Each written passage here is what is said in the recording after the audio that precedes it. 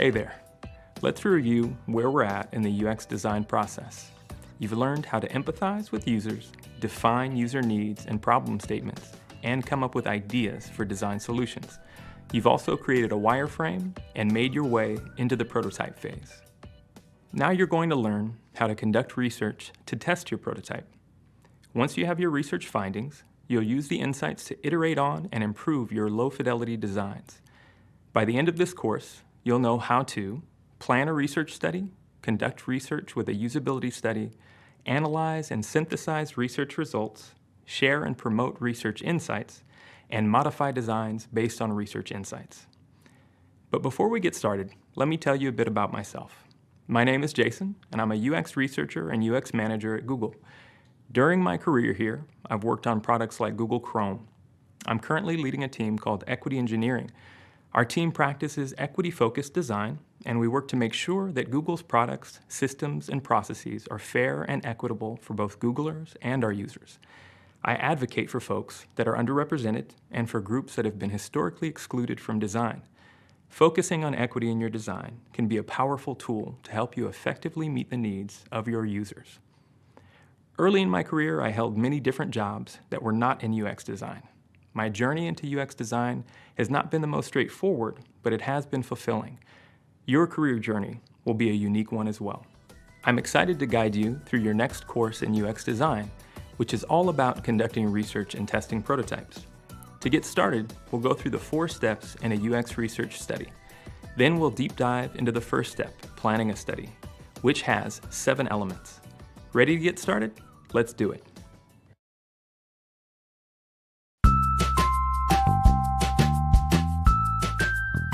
I head up a team. We have a product lead, we have a business systems analyst, UX engineer, UX designer, UX researchers as well.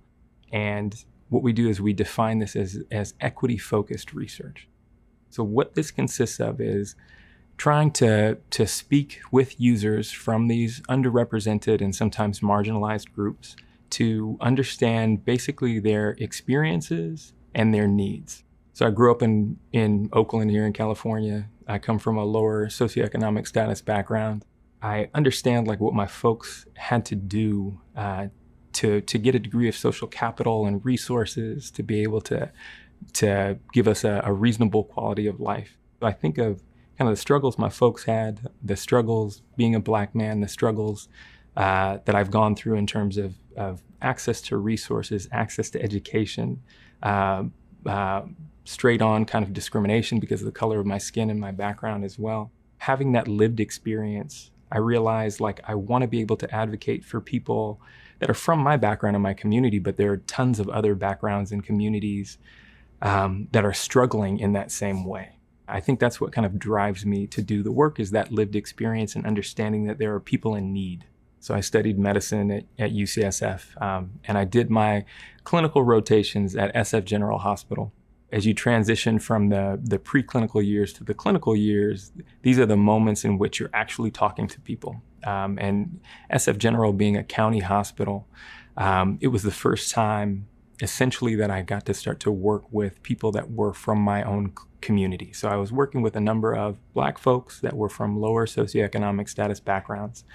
And there were patients there that were going through really, really horrible things. So I would sit down and I would talk to people sometimes for 45 minutes or an hour to kind of understand like what their backgrounds were and what their needs were, at least in the clinical space.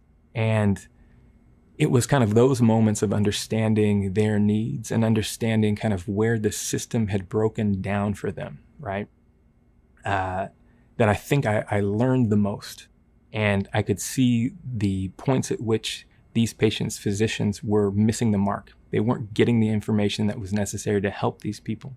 And so a lot of that is why I left the field of medicine, because I wanted to do something that would be scalable and had a lot more to do with education and access for folks that had not had it up till that point. I actually left UCSF early before finishing. I got 3 out of 4 years in, and I went to Stanford instead. And got into a doctoral program there in learning sciences and technology design. I got exposed to UX in general, product design, and UX research. And while I did my doctoral work, I was focused on understanding the experience of Black plus students at historically Black colleges and universities, these students that were pursuing degrees in computer science and electrical engineering. My work there was focused on understanding the challenges there and understanding kind of their ideas of their own identity as engineers. So I went through the doctoral program and got into an internship here at Google. I had a chance to then be able to convert to a full-time position after the internship, and I landed on a wonderful team, a Chrome UX team. I came onto that team to kind of get my chops, right? Like to understand what UXR really meant and to understand how to work in product design, right? But at the same time, when I came in the door, my intention was to be able to do equity work. Since kind of hitting the ground, I've been in programs and created my own programs that have focused on equitable access to education, and specifically equitable access to education in UX. I think my favorite part about my job is the ability to focus on equity. And I think for me, what that means is being able to advocate for groups that are underrepresented and marginalized, and groups that don't have as much agency or kind of access to a voice in the industry. So being able to speak with folks from these backgrounds and elevate their voices and elevate their needs is kind of the thing that keeps me going through the job day by day. I'm Jason, and I am the head of equity engineering at Google. Hi again.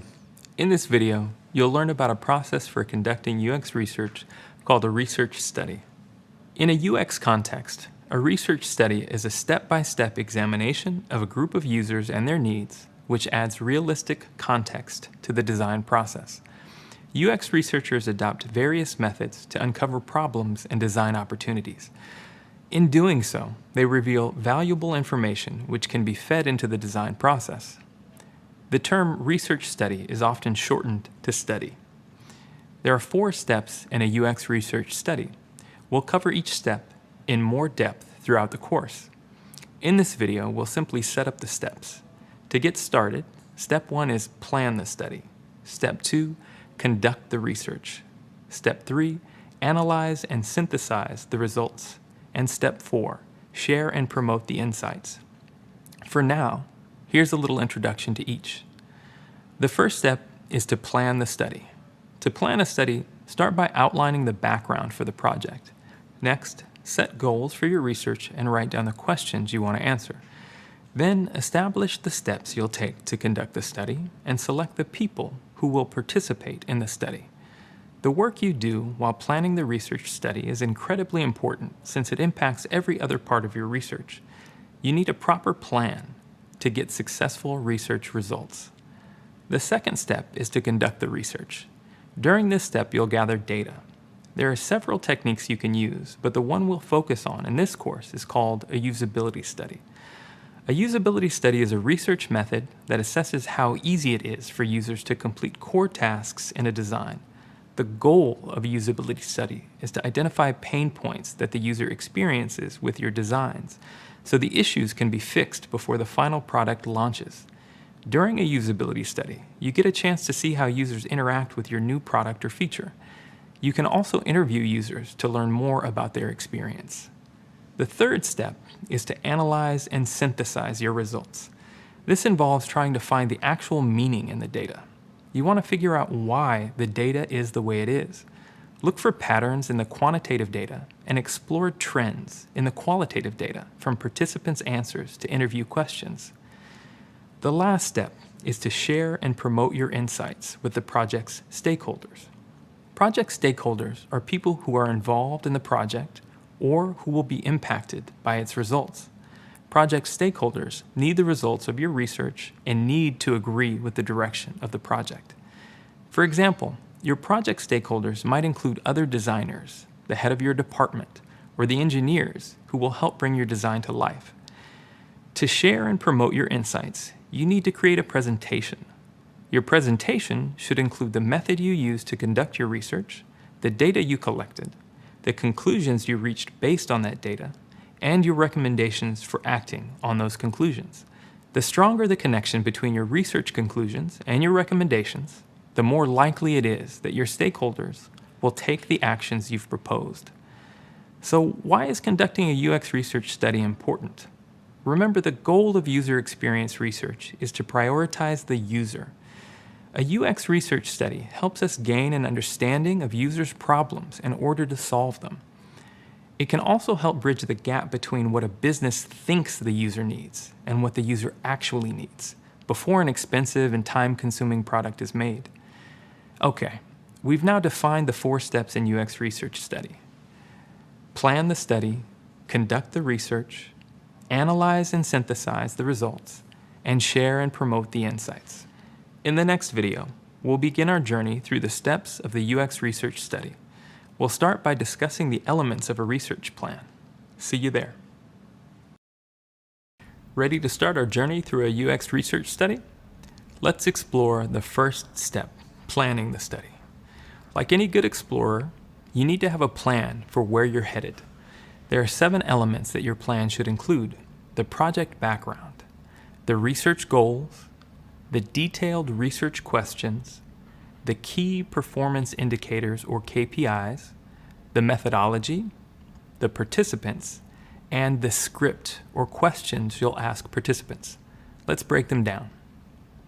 The first element of your plan is the project background. The project background answers the question, what led you to conduct this research? You don't have to provide a long, drawn-out history. Just a few lines is good. You might explain the project background like this. We're creating a new app to help people find and schedule dog walkers. We need to find out if the main user experience, finding and scheduling a dog walker, is easy for users to complete. Next, your plan should include research goals. Ask yourself questions like, what design problems are you trying to solve, and how will the results of the research impact our design decisions? Use your answers to create goals for your research project. In our example, one research goal might be, determine if the dog walker app is difficult to use. We need to consider the ease of use in order to understand why customers join our app and leave or stay. After you determine research goals, you need to develop detailed research questions for your plan. What are the questions your research is trying to answer? For example, our research questions might be, how long does it take a user to find and book a dog walker in the app? And what can we learn from the user flow, or the steps that users take to book a dog walker? Another important element of your plan is the key performance indicators or KPIs. As a reminder, key performance indicators are critical measures of progress towards an end goal. You might ask, how can you measure your progress towards the research goal? For our app, one thing we should track is how many users in the research study complete their search for a dog walker. So the KPI would be the percentage of users who book a dog walker. The next element of your plan is the methodology. This is where you document the steps you'll take to conduct your research. How will you collect data? And how will you analyze the data once you get it? To find out if users are able to find and schedule a dog walker in our new app, we might want to conduct a survey of prospective users. To analyze the survey results, we will use a spreadsheet and identify trends. In addition, your research plan lists the research participants. Who will you survey? What characteristics do the participants have? For example, you might want to recruit participants who are dog owners with full-time jobs and who go out for activities more than once a week. The types of participants you select should be based on your research goals. Also, make sure the participants you select do not bias your results. To show you what I mean, let me tell you a true story. In the 1936 United States presidential election, Republican Alf Landon challenged the Democratic incumbent, Franklin D. Roosevelt. The Literary Digest, one of the most respected magazines of the era, conducted a poll of 2.4 million people to predict who would win the election. With that large of a sample size, you'd think their results would be pretty reliable, right? You'd be wrong. The Literary Digest predicted Landon would beat Roosevelt, with Landon taking 57% of the vote and Roosevelt taking 43%. But on election day, Roosevelt scored a decisive win. Landon gathered only 38% of the vote and Roosevelt took 62%. So why was the Literary Digest prediction so inaccurate? The problem was something called sample bias. The Literary Digest selected its participants from contact info they found in car registrations and telephone directories. Can you spot the problem? Let's break it down. The majority of people who owned cars and telephones in 1936 were wealthy. And at that time, many wealthy people tended to vote Republican. That means that the sampling was biased in favor of Republicans, so the prediction that Republican Alf Landon would win reflected that sample bias. So what does this teach us? When conducting research, we need to choose study participants who are representative of all our users, not just a select group. You'll learn more about different types of biases later on. The final step in your research plan is to script the questions you ask study participants as they test your product. The script is also known as the discussion guide. Make sure these questions are specific and speak to the KPIs you're trying to measure. For instance, you could ask, did you face any challenges when trying to book a dog walker in the app? Now, you know the 7 elements of a research plan. Coming up, we'll continue our journey and dive into each of the 7 elements in more detail. We'll start by focusing on the first 3 elements: project background, research goals, and research questions. Let's cruise on over. Hi again. We now know the 7 elements of a research plan. Let's discuss a few of them in more detail. The project background, research goals, and research questions. These elements shape the rest of your research study, so developing them is really important. Let's start by examining the project background of a research plan. This element summarizes the situation leading to the needs for this research. It's a brief explanation you can give to anyone who asks why you're doing this research. Why is the project background an important part of your research plan? Establishing a project background gets the team on the same page at the beginning of the study. Everyone on the team needs to have a common grasp of the history leading up to the current situation. Think of it this way. Your team needs to agree on why you're doing the research before you start the study. A clear project background also shows you understand why you're doing this research and promotes confidence in the overall quality of your analysis and insights. The value of this might not be apparent when you're planning your study, but it will be when you present your research to people who have the power to act on your recommendations. Now that you know why the project background is an important part of a research plan, you're ready to create your own. Keep these 3 things in mind as you write the project background.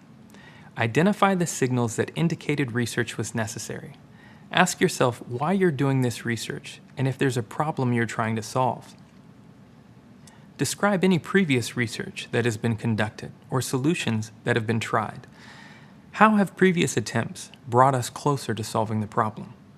Lastly, list insights the research will generate.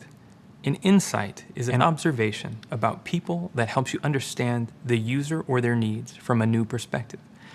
A great insight inspires clear action and uses simple language. In the project background, include how the insights will be used and what decisions will be made based on those insights. There might be a lot of information, but keep the project background concise so that everyone on your team will read it. Now, let's move on to the second element of a research plan, research goals. This element might also be called research objectives.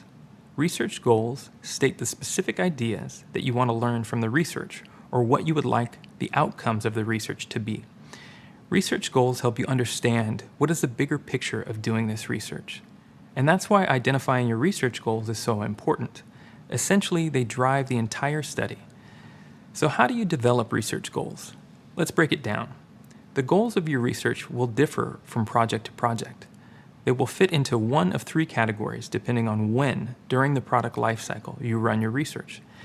If you run research before you start the design process, your research goal should help you understand why or if you should build the product. As a reminder, research at this time is called foundational research, and the goals of the research are to better understand the user problem you're trying to solve. You want to make sure that there is a real need for the product. For our dog walking app, the goal of foundational research would be to understand if there is a need for a dog walking app. If you run research during the design phase, your goal should help you understand how to build the product. Research at this time is called design research, and it will give you the answers you need to move forward through the design process with confidence.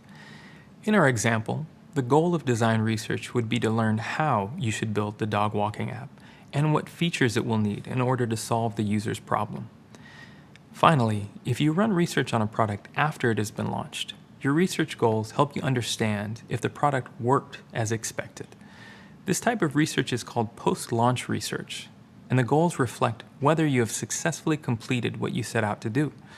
The post-launch research goal for our dog walking app could be to understand if the app we designed attracts and retains regular users. Okay, so now you've got the hang of the project background and research goals. Next, let's think about the third element of a research plan, research questions. To put it simply, research questions are the handful of questions you plan to answer during the study. These should not be the literal questions you plan to ask study participants. We'll go over these later when we start creating our interview script. Instead, the research questions should be the questions you want your research to answer and should align with the goals of your research. So why are research questions important? They guide your research. Research questions provide focus and structure for your research study. In addition, research questions will be the main topics you cover in your presentation. A few quick tips for writing research questions. A good research question should be actionable. You should be able to identify a clear way to attempt to answer the question, and you should know when you've found the answer you're looking for. Make sure your research questions are specific and not too broad. You want to answer specific questions and produce meaningful data. And make sure your research questions aren't leading. Questions should be neutrally phrased so that they don't sound like you're assuming a particular answer to your question. For example, let's say your research goal is to make your dog walking app easier to use in order to keep customers. You might ask research questions like, on average, how many times a week does a user hire a dog walker through the app? Or, what frustrated users most about finding a dog walker through the app? One last thing to keep in mind about research questions. The way you write research questions will determine whether your research method should be quantitative or qualitative. You might remember that we talked about quantitative and qualitative research in an earlier video. Quantitative research focuses on data that can be gathered by counting or measuring. Think numbers. Qualitative research focuses on observations about why and how things happen. Think written descriptions. Let's revisit the example from our dog walking app. The first research question, on average, how many times a week does a user hire a dog walker through the app? Will give you quantitative numerical data. The second research question, what frustrated users most about finding a dog walker through the app? Will give you qualitative information. Both of these questions are important to consider for your design, and they focus on different parts of the user experience. All right, do you feel you can write a project background, research goals, and research questions? You can do it. For our next adventure, we'll describe how to measure the success of your journey. Ready to explore the world of key performance indicators? Welcome to the world of key performance indicators, the fourth element in a research plan. When conducting research, you'll want to have a way to measure the effectiveness of your product or prototype. For this, we use key performance indicators, or KPIs. These are critical measures of progress toward an end goal. In this video, we'll check out 6 KPIs that can be useful in UX research studies: time on task, use of navigation versus search, user error rates, drop-off rates, conversion rates, and system usability scale, or SUS. You ready? Let's dig in. First up, time on task. This measures how long it takes for a user to complete a task. A task could include filling out forms, making a purchase, or any other user activities. It's generally safe to assume that the less time it takes for users to perform a task, the more effective your UX design is. Next, we have use of navigation versus search. This KPI indicates the number of people who use a website or app's navigation compared to the number of people who use the search functionality. Think about when you visit a website. Do you use the navigation bar to get around the site, Or do you go straight to the search bar and type in what you're looking for? There's no right answer. Everyone has their preference for how they get to where they want to go. Ideally, you want to make it as easy as possible for people to navigate the site. But if this KPI indicates that people use one navigation method way more than they use the other, you might want to adjust your design as a result.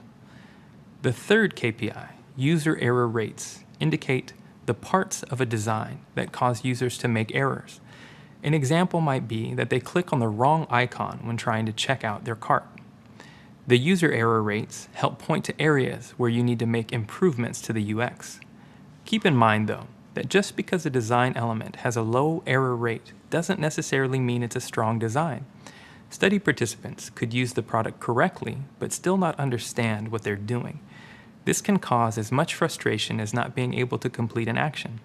The fourth KPI to keep in mind is drop-off rates, which show how many users abandon the experience. In other words, this shows how many users quit before reaching the end of a purchase or some other endpoint you're trying to lead them to. Maybe they got bored, or maybe they got frustrated because they couldn't do what they wanted. Either way, you want to decrease drop-off rates with each design iteration. On the other hand, a conversion rate is a number you want to see increase. It measures the percentage of users who complete a desired action. Let's say you want users to take multiple steps and make a purchase. The conversion rate tells you the percentage of users that actually made a purchase. Finally, if you want to answer the question, how easy is my app to use, and you need quantifiable answers, a system usability scale can help. A system usability scale, or SUS, is a questionnaire to measure the usability of your designs. With an SUS, users are asked to agree or disagree with 10 statements about the usability of a design. Statements like, I found the design unnecessarily complex, I thought the app was easy to use, and I felt very confident about using the app. The users are asked to respond to each statement on a strongly disagree to strongly agree scale. It's a quick and reliable way to know if a design is working. When conducting a study, you typically wouldn't use all 6 of these KPIs.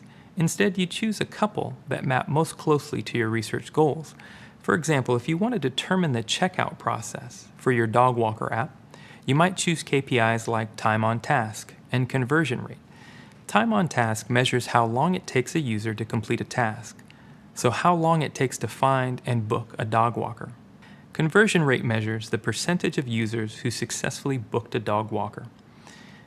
So you've now explored the world of key performance indicators, the fourth element in a research plan. Next up, we'll discuss the final elements of a research plan: methodology, participants, and script. See you there. Hello. By now, your research plan is taking shape quite nicely. It's time to progress from the background and goals of your study to your plans for actually carrying it out. In this video, we'll discuss these logistical details, which are known as the methodology. Methodology is the 5th element of your UX research plan. The methodology is the steps you take to conduct your research. Your methodology will list the procedures you'll use while collecting the information you need to answer your research questions. This should include the time and place of the product tests and interviews, as well as who will conduct them and how. There are a few reasons why you want to include methodology in your research plan.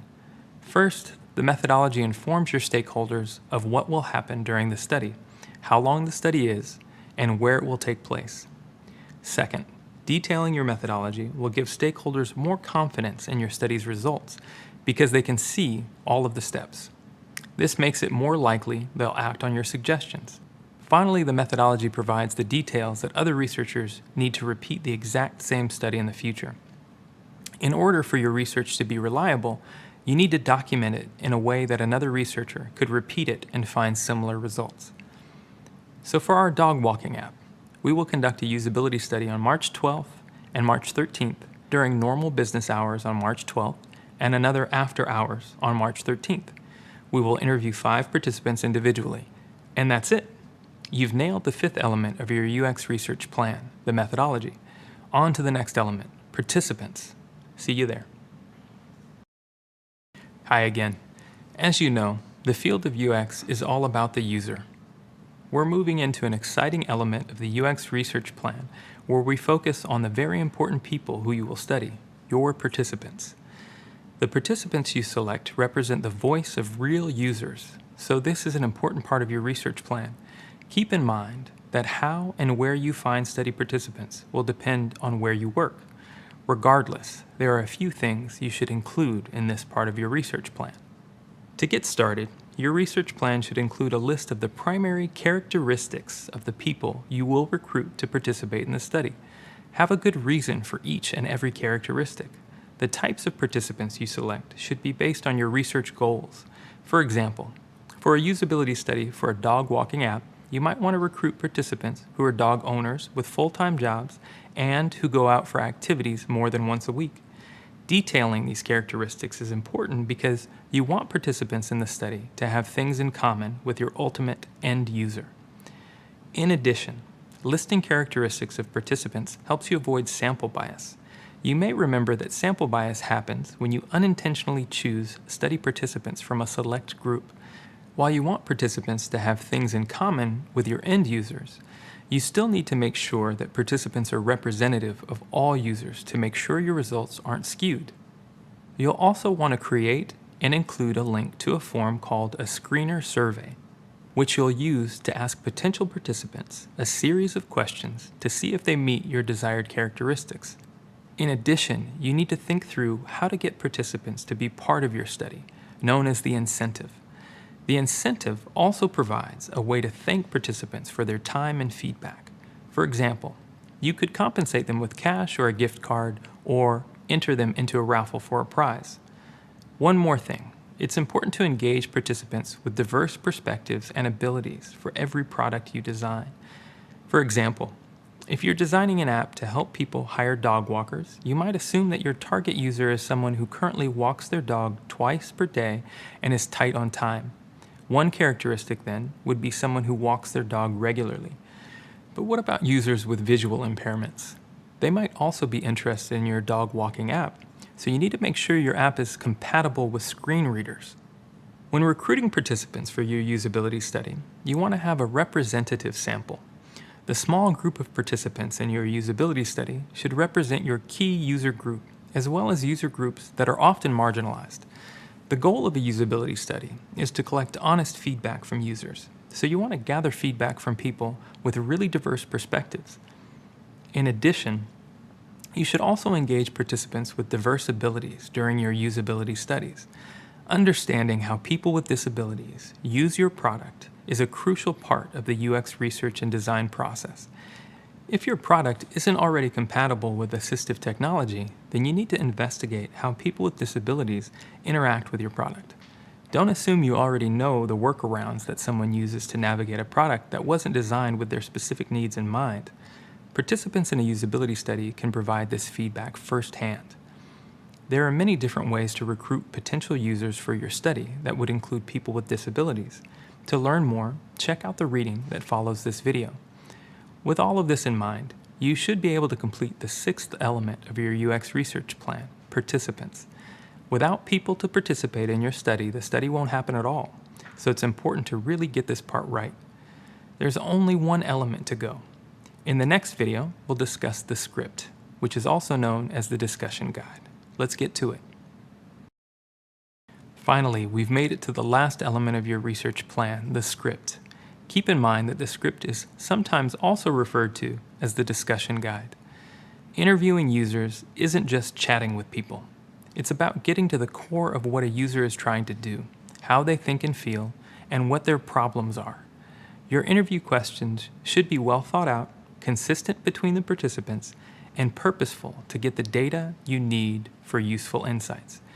Even though it might feel a little robotic to read from a script during a usability study, there are a couple good reasons to do it. Two of the main reasons we use scripts is so we don't forget any instructions, and so we keep language consistent for each participant. Have you ever gone to the doctor's intending to ask a bunch of questions, only to realize when you get home that you forgot to ask the most important one? Me too. That's frustrating in our personal lives, but it can create errors in a usability study. Prepare ahead of time to avoid having to redo the study. With this in mind, here are some tips for writing interview questions. First and foremost, use the same set of questions for each interview. Usually, usability studies focus on one person at a time, and you want your conversations with each person to be about the same product features. For your user interviews to be consistent, you need to use the same base set of questions every time. Don't improvise or ask random questions to different participants. Second, ask open-ended questions. Open-ended questions like, how did you feel about, and what bothered you about, are key to finding out what people are trying to do and what their problems are. Avoid yes or no questions because they can shut down detailed answers. Third, encourage elaboration. Sometimes in an interview, users answer a question briefly. For example, I didn't like that search page. If the user stopped there, you wouldn't know what part of the search page they didn't like or why they didn't like it. A good interviewer will then say, "Oh, tell me more about that," to encourage elaboration. This is when you get the best information from your participant. Fourth, ask the same question from different angles. Interviewees often need a little time to get comfortable and used to the interview format, so it may take a while before you get to the core of what they really think. With that in mind, consider asking the same general question from multiple angles over the course of the interview. For example, you might ask, how often do you walk your dog at the start of the interview? Then, how many times a week does your dog need a walk in the middle of the interview? You'll probably get more detailed, useful data this way. Next, don't mention other users. Mentioning other users sets up possible privacy violations, and discussing how other users felt about the product being tested could bias the answers from your current participant. Finally, don't ask leading questions. Leading questions are questions designed to elicit a specific response. If you're a fan of courtroom dramas, you may have heard this sentence coming out of a lawyer's mouth: "Objection, leading the witness." You may not actively be trying to trick a study participant into giving a certain answer, but if you provide a possible response like, "Was it easy to find the checkout cart?" you're leading the person answering the question toward an answer. That will provide bad data. So how do you actually write a script for a usability study in the real world? There are a few different parts of a script, which we'll go through in order. To get started, welcome participants to the study and thank them for their time. All usability studies should be recorded so that your team can rewatch them later. You need to let the participant know that you will record the study, and you need to ask the participant for consent to record. Then, learn the participant's basic information like name, age, and occupation.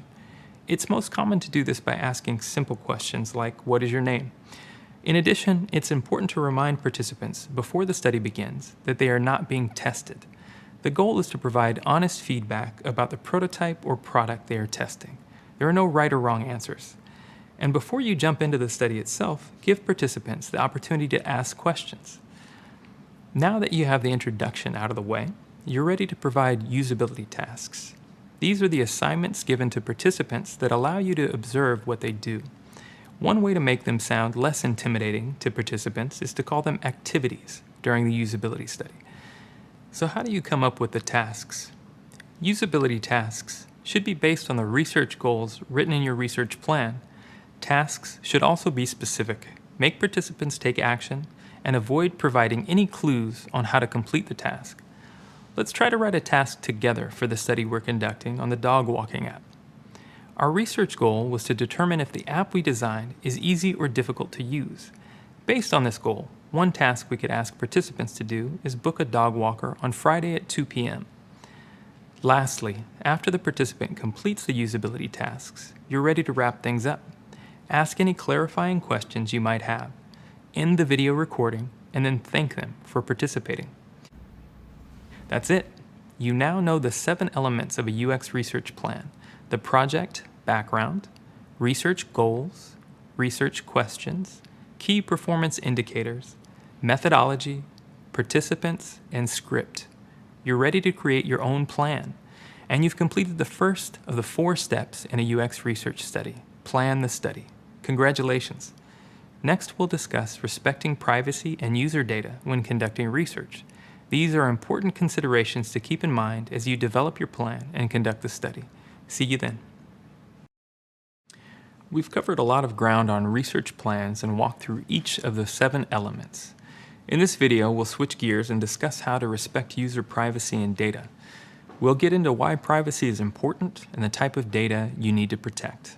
We'll also think about what you can do as a designer to ensure user privacy. This part of research is really important, so let's get to it. Why is it important that you keep user data private? It's just the right thing to do. For ethical reasons, when conducting research, we should always act with integrity, and that includes protecting users' privacy. There are also several other reasons that privacy is so critical. One reason is privacy laws and ethics. If you don't maintain your users' privacy, you could be violating the law. In the United States, there are several regulations on information privacy, and in other parts of the world, privacy is more thoroughly legislated. Another reason why privacy is so important is the risk of hacking. You need to secure sensitive data to avoid getting hacked and risk hackers sharing users' data without their consent. This has happened in a lot of recent high-profile cases and is definitely something you want to avoid. A final reason privacy and data security is important is for protecting your company's brand. In other words, this is about ensuring that your users perceive your brand positively based on their experience with you. By emphasizing data protection, you gain their trust. And even though your research participants aren't necessarily customers, their perceptions about you and your company matter. Now let's discuss what user data needs protecting. There are two main types of data you need to protect. The first is personally identifiable information, or PII. This is made up of specific details that could be used to identify a user. This includes names, home addresses, email addresses, and phone numbers. The other type of data is sensitive personally identifiable information, or SPII, and it's even more critical. SPII is data that, if lost, compromised, or stolen, could cause your users financial harm or embarrassment, or potentially lead to their being discriminated against. This includes social security numbers, driver's license numbers, passport numbers, financial account numbers, date of birth, race, disability status, gender, sexuality, criminal history, and medical information. I bet you can imagine how these pieces of data could cause someone harm if they got into the wrong hands, and especially if these pieces of data are used together. The good news is that you can protect your users' data by making privacy and security a part of your UX design and research practices. Okay, so how do you do this? First off, be transparent about data collection. Let your users know what data is being collected. Next, only collect user data that's absolutely essential for your study. For example, if you don't need to know a participant's date of birth, don't ask for it. Also, get active consent from your users to have their data collected and used. Active means that participants have chosen to take part in a study. Usually, participants receive a consent form, which they are asked to sign and return to the researcher. Provide detail about how you'll use participants' information and protect their privacy. For example, you might let them know that you'll share their feedback with your team, but you'll anonymize their quotes by using person 1, person 2, and so on. Alternatively, you could present a group of quotes without identifying any participants. Next, allow users to withdraw at any time. This right to withdraw should be explicitly stated when obtaining consent. Also, make withdrawing easy to do. For example, you could allow participants to withdraw in writing, verbally, or simply by not showing up. Also, inform users of who will have access to their data. You might say, I'll share your feedback with my immediate team, but it won't be shared beyond that. And finally, clearly explain how you plan to store and delete users' data once it's been used. You might let them know you'll keep their videos on a secure cloud storage site until you've completed the study, and then it will be deleted. Remember, it's your responsibility to take care of user data, security, and privacy, and it's the right thing to do. In our next video, we'll explore a couple of specific privacy concerns and tools we can use to keep data safe. Ready to continue our discussion of privacy concerns? Let's get started. Remember in the last video when we discussed how important it is to get users' consent to collect data? Well, there are certain groups of people who have limited ability to provide their consent or have special privacy concerns. These groups are called vulnerable populations. There is not an established list of vulnerable populations, and people might have vulnerabilities that you're not aware of. Different populations can be vulnerable depending on the research you're doing. Some populations that might be considered vulnerable include minors, people with disabilities, people who are elderly, and prisoners. If you're planning to do research with vulnerable participants, ask a research expert what additional steps you need to take to remain ethical and compliant with privacy laws and guidelines. In addition to considering vulnerable populations, we also need to consider the safety of research data.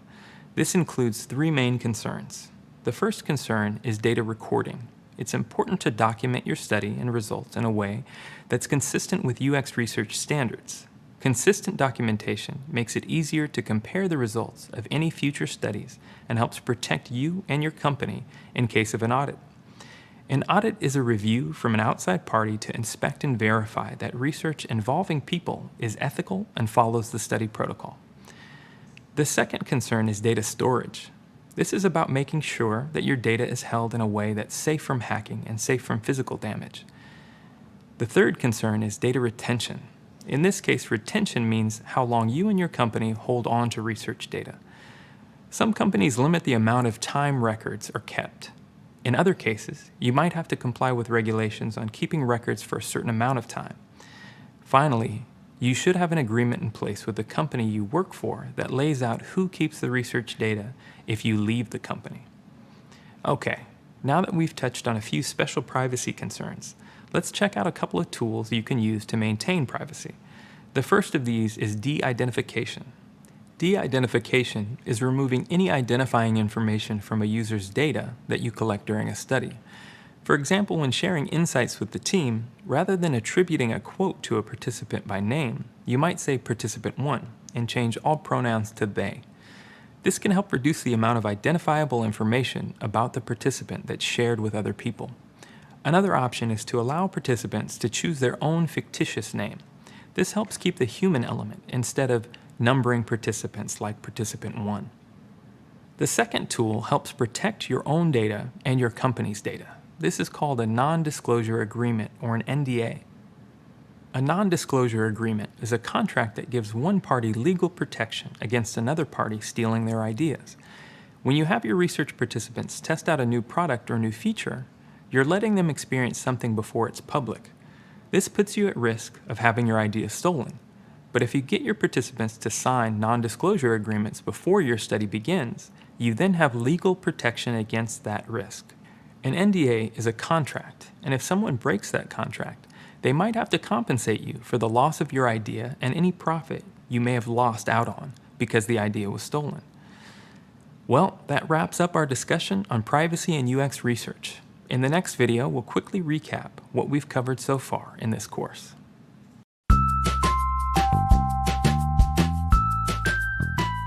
Hi, my name is Vanessa, and I am a user experience researcher at Google.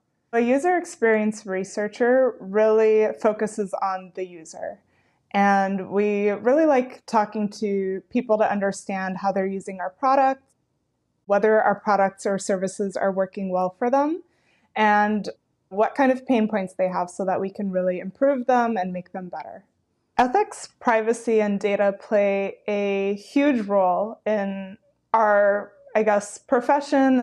It starts as early with who we decide to speak to when we conduct research. There have historically been voices that have been marginalized or not included in research, but being a woman and being Black, I've kind of experienced a lot of different things where I understand that the experiences that I'm having were not designed with me in mind. And so for me, on a personal level, it's extremely important that the people that we talk to and that we hear from represent our user base, represent pretty much anyone in the world. Like we have to be respectful and mindful of that.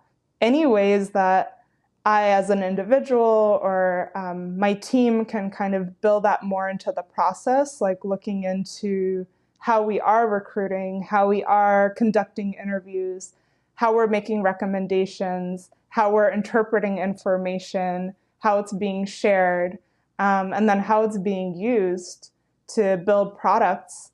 Every step really can create great outcomes or unintended consequences for that person that's using it. I think when it comes to privacy and data, there are a lot of different topics that we tend to get into in research, especially depending on what kind of product or service that you're working on and talking about. When we look at data across a large number of users or kind of identified patterns of how people are using things, all of which I think the public sometimes has very concerned opinions about in terms of, do I want people knowing how many times I log into a certain account, or what kinds of websites that I'm visiting? So I think things like that are definitely alarming for people.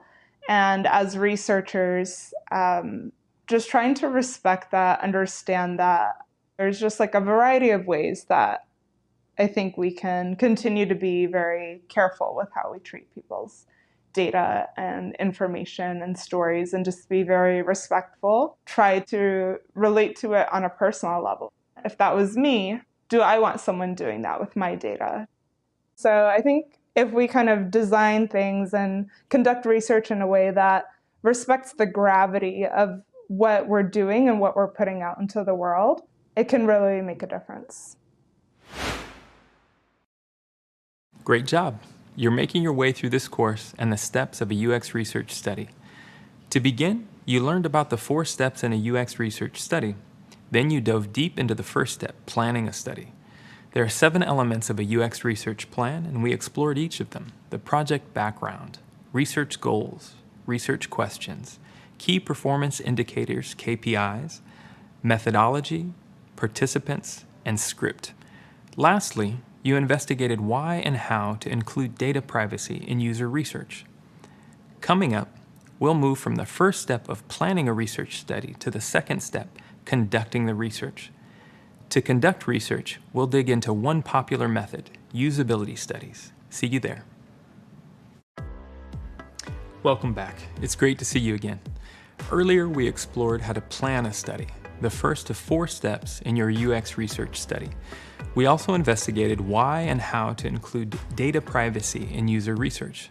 Now it's time to move on to the second step, conducting research. Conducting research is an essential part of getting feedback from participants, but it can be tricky. It requires choosing the right study method for your design and limiting biases that are likely to pop up in our research, like attitudes and stereotypes we associate to certain people, or the tendency of participants to agree with those they like. For our lesson, we will focus on usability studies to conduct our research. Usability studies are a research method that assesses how easy it is for participants to complete core tasks in a design. We'll also explore how to reduce bias and be inclusive when conducting usability studies. Then we'll wrap up by learning how to take notes while observing participants in a usability study. This sound like a task you're up for? If so, we'll get started by learning the basics of usability studies.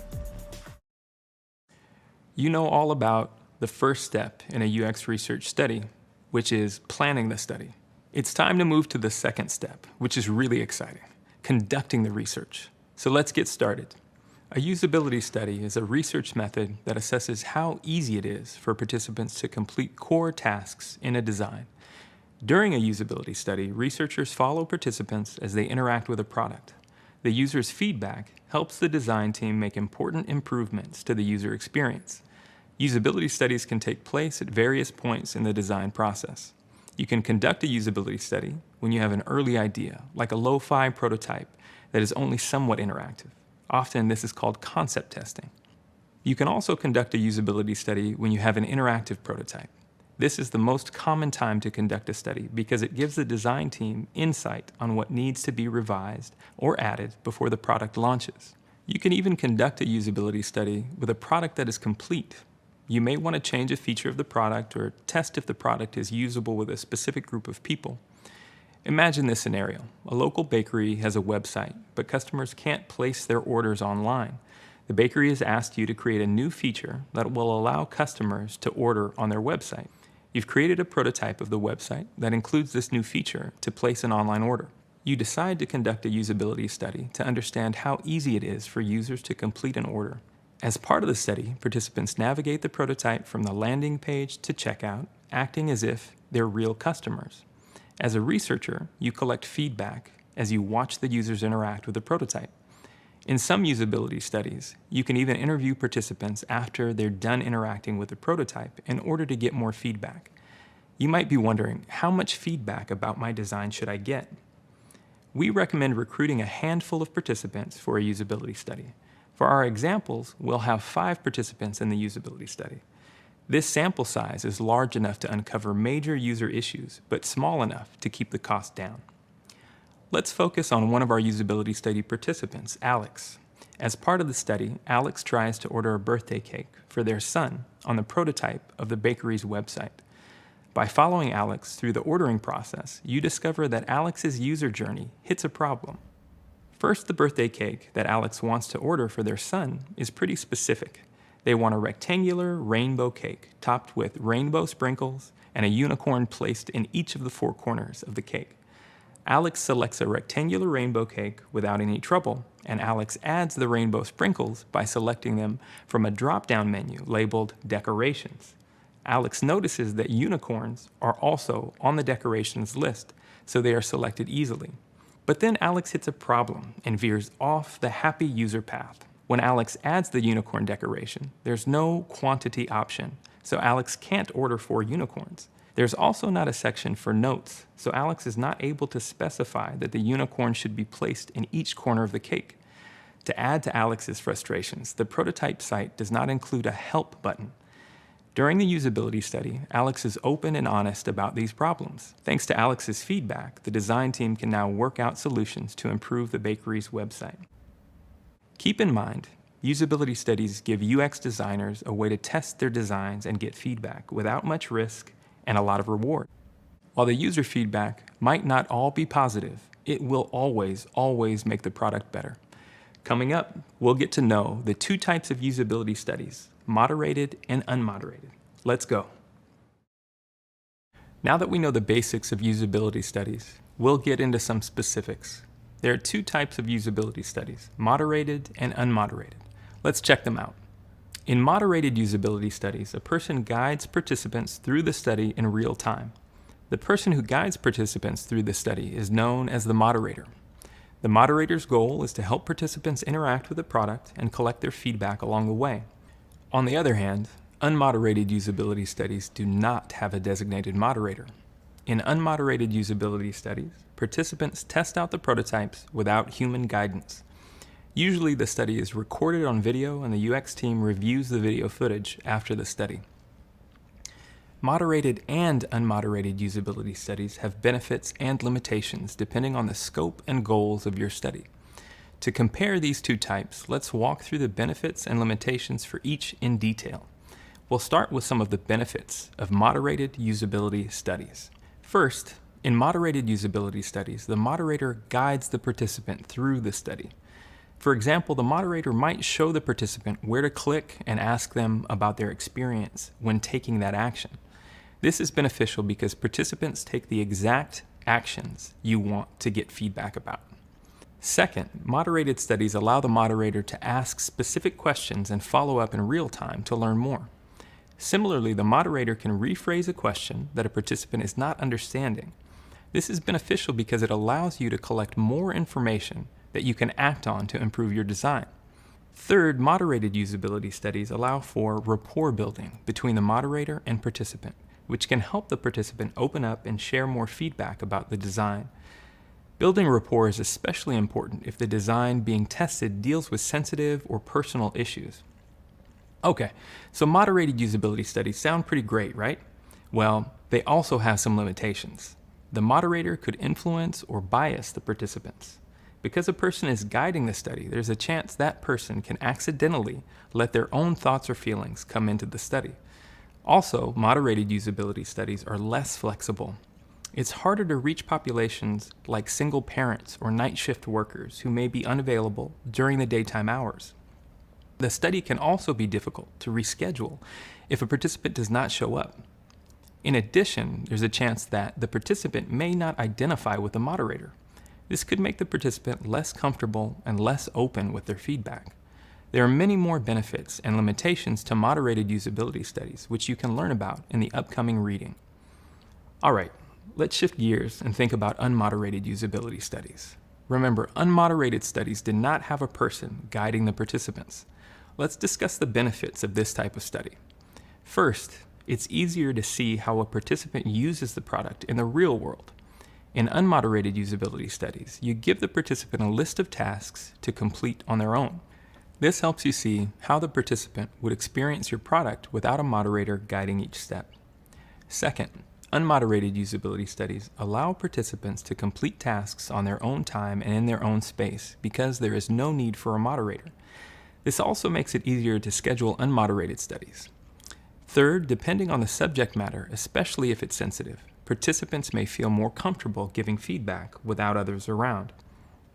As you might have guessed, there are also limitations to unmoderated usability studies. In an unmoderated usability study, participants have no human guidance. Participants get a list of fixed questions and tasks, but if they have issues or need technical assistance, there's often no one to help them. Next, unmoderated usability studies don't give the UX team an opportunity to ask the participant real-time follow-up questions. This can be limiting if the participant does not explain their problem in detail because there's no way to follow up once the UX team watches the recording. Lastly, there's little to no control over the environment to ensure you have the participant's full attention. Without a moderator present, participants could multitask and not be focused on the key activities in the study. Ultimately, to decide which type of usability study to conduct, the UX team has to consider the scope and goals of the study and the types of participants you are trying to reach. Next up, we'll talk about how usability studies are structured. Hey everyone, now that you know the basics of usability studies, it's time to watch one in action. Earlier, you learned that usability studies can be moderated or unmoderated. Join me as I conduct an unmoderated usability study so you can get a feel for how this works in the real world. Let's continue to imagine that we are on a UX team that is creating an app to help people find and schedule dog walkers. The design team wants to learn how easy it is for users to go through the main user experience of finding and scheduling dog walkers in the app. To figure this out, I've been asked to lead an unmoderated usability study for the dog walking app. I'll have participants test our low-fidelity prototype. I've recruited 5 participants to provide feedback from the comfort of their own homes. I'll need your help to watch the recordings of the 5 participants. As a researcher, your goal is to pay attention to how each user responds to the tasks they are asked to perform. As you watch each video, you'll see the participants try to complete a series of tasks that the design team wants to get feedback on. The participants will also share what they are thinking as they try to complete the tasks. Since this is your first usability study, just get a feel for how the process works as you watch each participant. For future studies, you'll take notes during the study, but let's keep it simple for now. It looks like the recordings for each participant just got uploaded. Let's get started with our first one. Hi there, I'm Toby. I'm going to be completing this usability study on an app to help people schedule dog walkers. This is the first time I've ever done a study like this. I go out of town on the weekends a lot, and since I have 2 dogs, I definitely could use something like this to make sure my dogs are well cared for while I'm away. So let's check out what I need to do here. Prompt 1. Pick a date and time to schedule a dog walker. Note, the product is only an example, so you will not be able to change the date or time on the screen. Okay, so I'm opening the app, and I'm not exactly sure if I pick schedule or dog walkers near you. That's a little confusing. Kind of seems like you can do both here. I guess I'll try schedule since I'm trying to find a date and time. Okay, seems like I'm in the right place, and I don't need to fill out the date and time here. Kind of weird that I don't get to choose my own date and time with this product since it's an example. What's the point of selecting a dog walker if you can't say when you want them to come? I guess that might be included when the product is a little more well developed. Prompt 1 follow-up. Did you find this task easy or difficult to complete? Is there anything you would change about the process of scheduling a dog walker? It would have been nice if I could schedule from an actual calendar instead of the 2 text boxes for date and time. Then I'd know what days of the week this all aligned with. I need a dog walker every Saturday morning, but it's not like I know which days of the calendar align with a Saturday. You know what I mean? Like when I see a date like May 2nd, I don't know which day of the week that is, so I just have to pull up my own calendar to compare. So I guess I'll just press submit. Prompt 2, select a dog walker. Okay, now I'm looking at all the dog walkers available at this date and time. There's a lot to look at, tons of profiles. How am I supposed to really know who to choose to walk my dog? Any of these profiles right now seem fine to me. I'll say that this one right here works. I think I need to click the Learn More button. Prompt 3. Confirm booking of dog walker and complete the checkout process. Got it. Okay. I'm going to click Book right here. This seems fairly simple. What the heck? It looks like this is a page with details about my booking and the total cost. The app didn't even give me a page to confirm the dog walker I selected or the date and time I need. I'm not even sure if I had all the right details, but it went right to confirming the appointment. That's so annoying.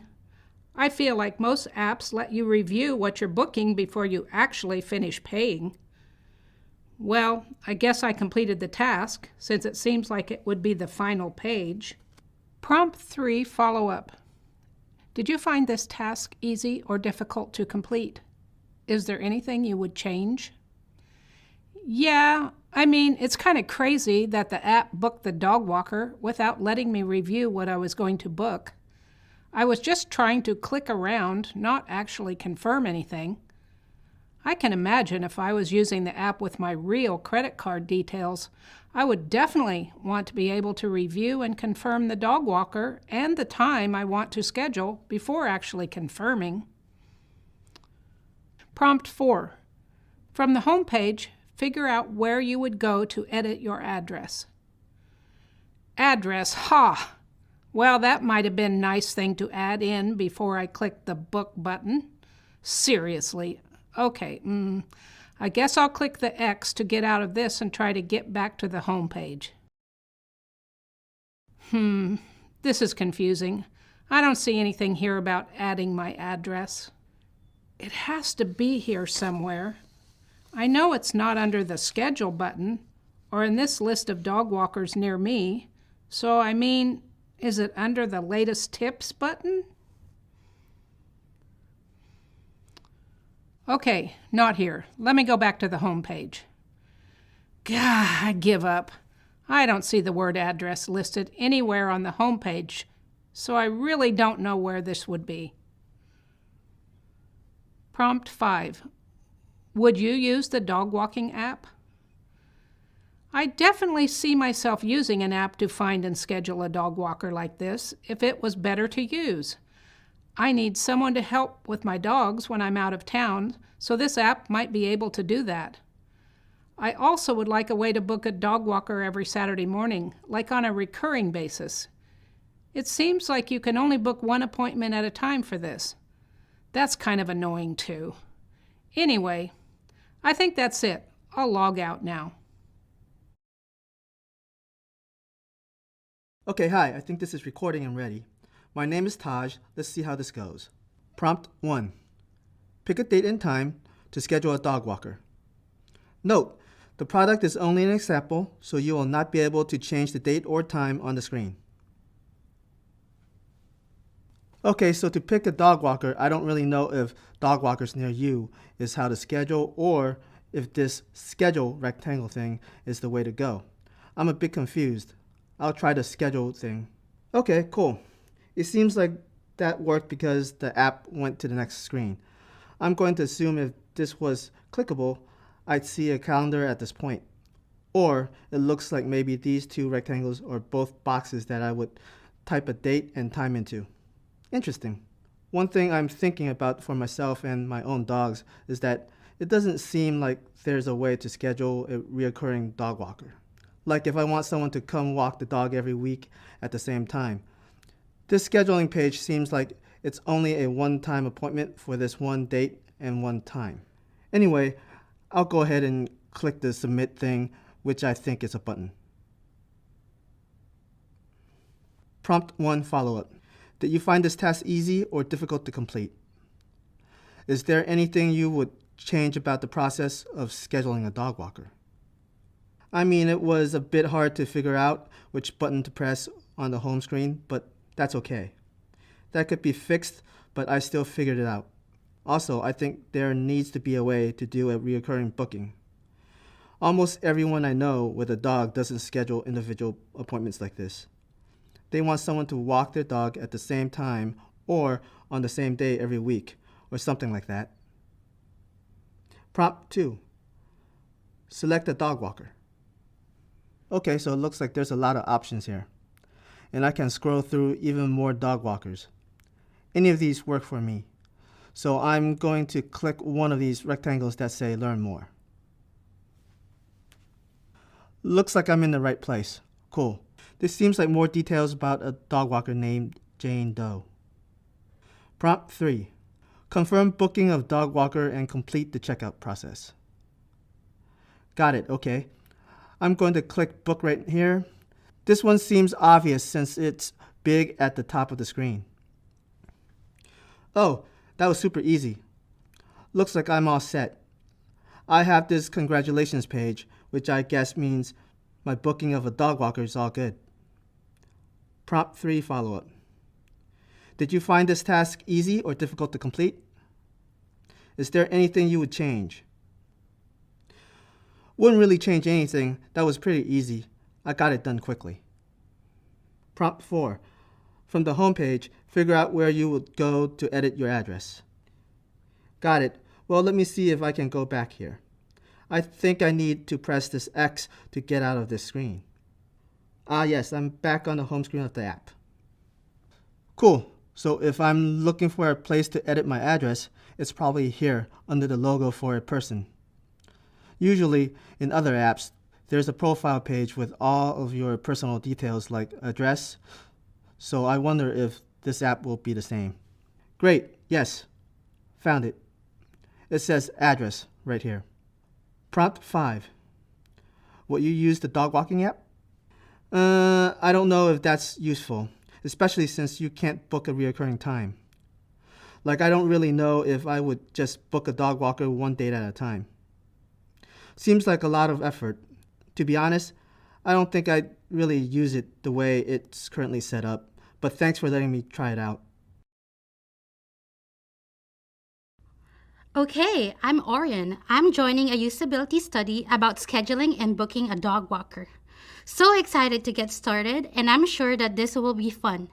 Maybe I'll even get to use this app to actually book a dog walker in the future. Okay, let's start the prompts and figure out how this dog walking app works. Prompt 1. Pick a date and time to schedule a dog walker. Note, the product is only an example, so you will not be able to change the date or time on the screen. I work as a teacher and I volunteer to coach sports after school, like volleyball. So my puppies, Reggie and Snowball, are often left home alone for long periods of time. I'm excited to see how easy this app is to use. Okay, so let me get started here. Alright, looks like I'm on the home page of the app. I need to pick a date and time to schedule a dog walker. Seems like there are some tips at the top here. That's useful. Oh great, there's a bottom that says schedule. I bet this is the one I need to click on. Great, looks like I'm doing this right so far. I was taken to the next page of the app. Now I'm supposed to pick a date and time to schedule a dog walker, but it looks like this information is already filled in. I am imagining that if I pick a real date and time that I want someone to walk my doggies. Then I press the submit button here. There we go.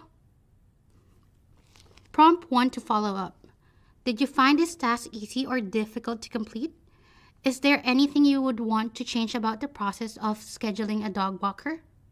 I can't say I changed anything honestly. The task was super easy to complete.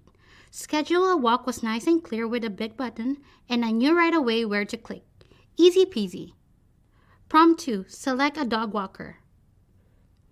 Okay, so it looks like there's a lot of options for the dog walkers here. And it says that these folks are near me. That's cool. Seems like there will be a lot of detail here to choose from. I'm going to guess I just click learn more here on the person who seems like the best dog walker. Again, these buttons are really clear, which makes it easy. Yep, that worked. Now I'm on what it seems like a profile page with details about specific dog walker. The dog walker here is named Jane Doe. How fun! Looks great. Prompt 3. Confirm booking of dog walker and complete the checkout process. This seems pretty self-explanatory. I'm just going to click the book button at the top of the screen here. Oh nice, that was super easy. Looks like I'm all set on that one too. This message here is so upbeat with congrats and an exclamation point. That's cute. Prompt 3 follow-up. Did you find this task easy or difficult to complete? Is there anything you would change? That was really easy to do. I guess if I'm a little bit picky, it would have been nice to have some kind of confirmation page before the booking actually happened. Like, it would be nice to review the details of my reservation to make sure I'm all set before the booking is confirmed. The other thing is, I usually want to book a dog walker every day after school when I'm coaching sports. So I'd need a way to set that up to be recurring so the same dog walker could come see my doggies at the same time each day. Prompt 4. From the homepage, figure out where you would go to edit your address. Okay, well it looks like I just hit the X here. And yep, that took me back to the homepage where I started. Great! Then I'm going to click the logo that represents a profile page in this top right corner of the app. Yep, just as I expected. Cool, okay, so I'll click edit profile here and update my address. Seems pretty easy like other apps I've used before. Prompt 5. Would you use the dog walking app? Yeah, I definitely use this for sure. It really seems super simple to use. I just love to see a little more customization and of course some more actual details of the content. After that, I think it's pretty much ready to go. Thanks for letting me try it out today. Hi there, I'm PETA. I'm excited to give this app a try. I don't have a dog myself, I wish, but I help take care of my mom who is 84 years old and is in pretty poor health. She has a really sweet dog, but she really doesn't have time to take care of him. I try to walk him every day, but sometimes it would be nice if I had help. Anyways, I'm excited to check out this app to learn more about the dog walkers. Prompt 1. Pick a date and time to schedule a dog walker. The product is only an example, so you will not be able to change the date and time on the screen. Okay, so it looks like I'm on the first screen of the app. Maybe like a home page? Even though there's this schedule button. It's kind of confusing. Wouldn't I want to click on this dog walkers near you section so I could schedule something who's nearby my location? It's probably more like to be scheduled because that seems more likely to be a button you'd click. That worked. Now I need to select a date and time for the dog walker to come by my house. It's kind of annoying that there isn't a calendar view here. I know I need a dog walker on Mondays and Thursdays at 8 a.m., but I would never know what date that goes with. If I just saw a date like May 2nd, I have no clue which day of the week this is.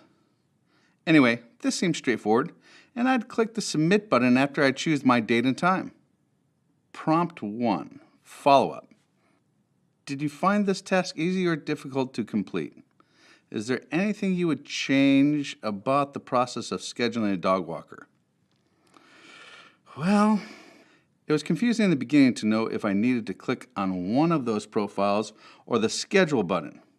I would also like a calendar view when selecting a date. Prompt 2. Select a dog walker. Okay, so I assume all of these people are available at the selected time? There's not any detail here, so I don't really know what I'd pick or who to use. Is there any difference between any of these people? What do all these lines mean? Oh, there we go. I need to click the Learn More thing on the right-hand side of the screen. Prompt 3. Confirm booking a dog walker and complete the checkout process. Is booking the same thing as completing the checkout process? Is there a cart or something? Let me go back. Maybe I missed an Add to Cart button. I'd expect to see an Add to Cart or something here. I'm not sure on this one. Okay, let me go to the Learn More page that I was on earlier.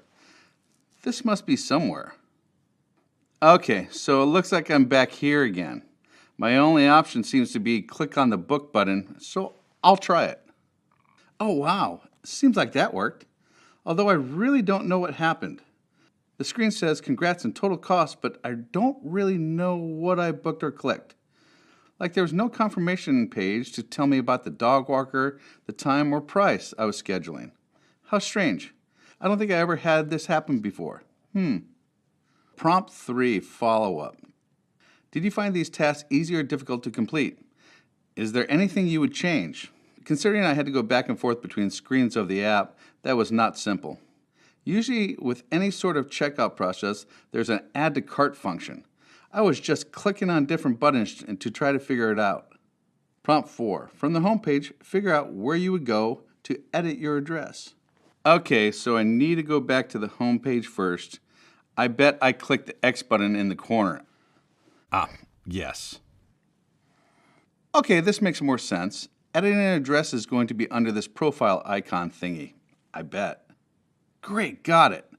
Hey, at least I got this one right. So yeah, I'd go ahead and just type in my address here where it says address info.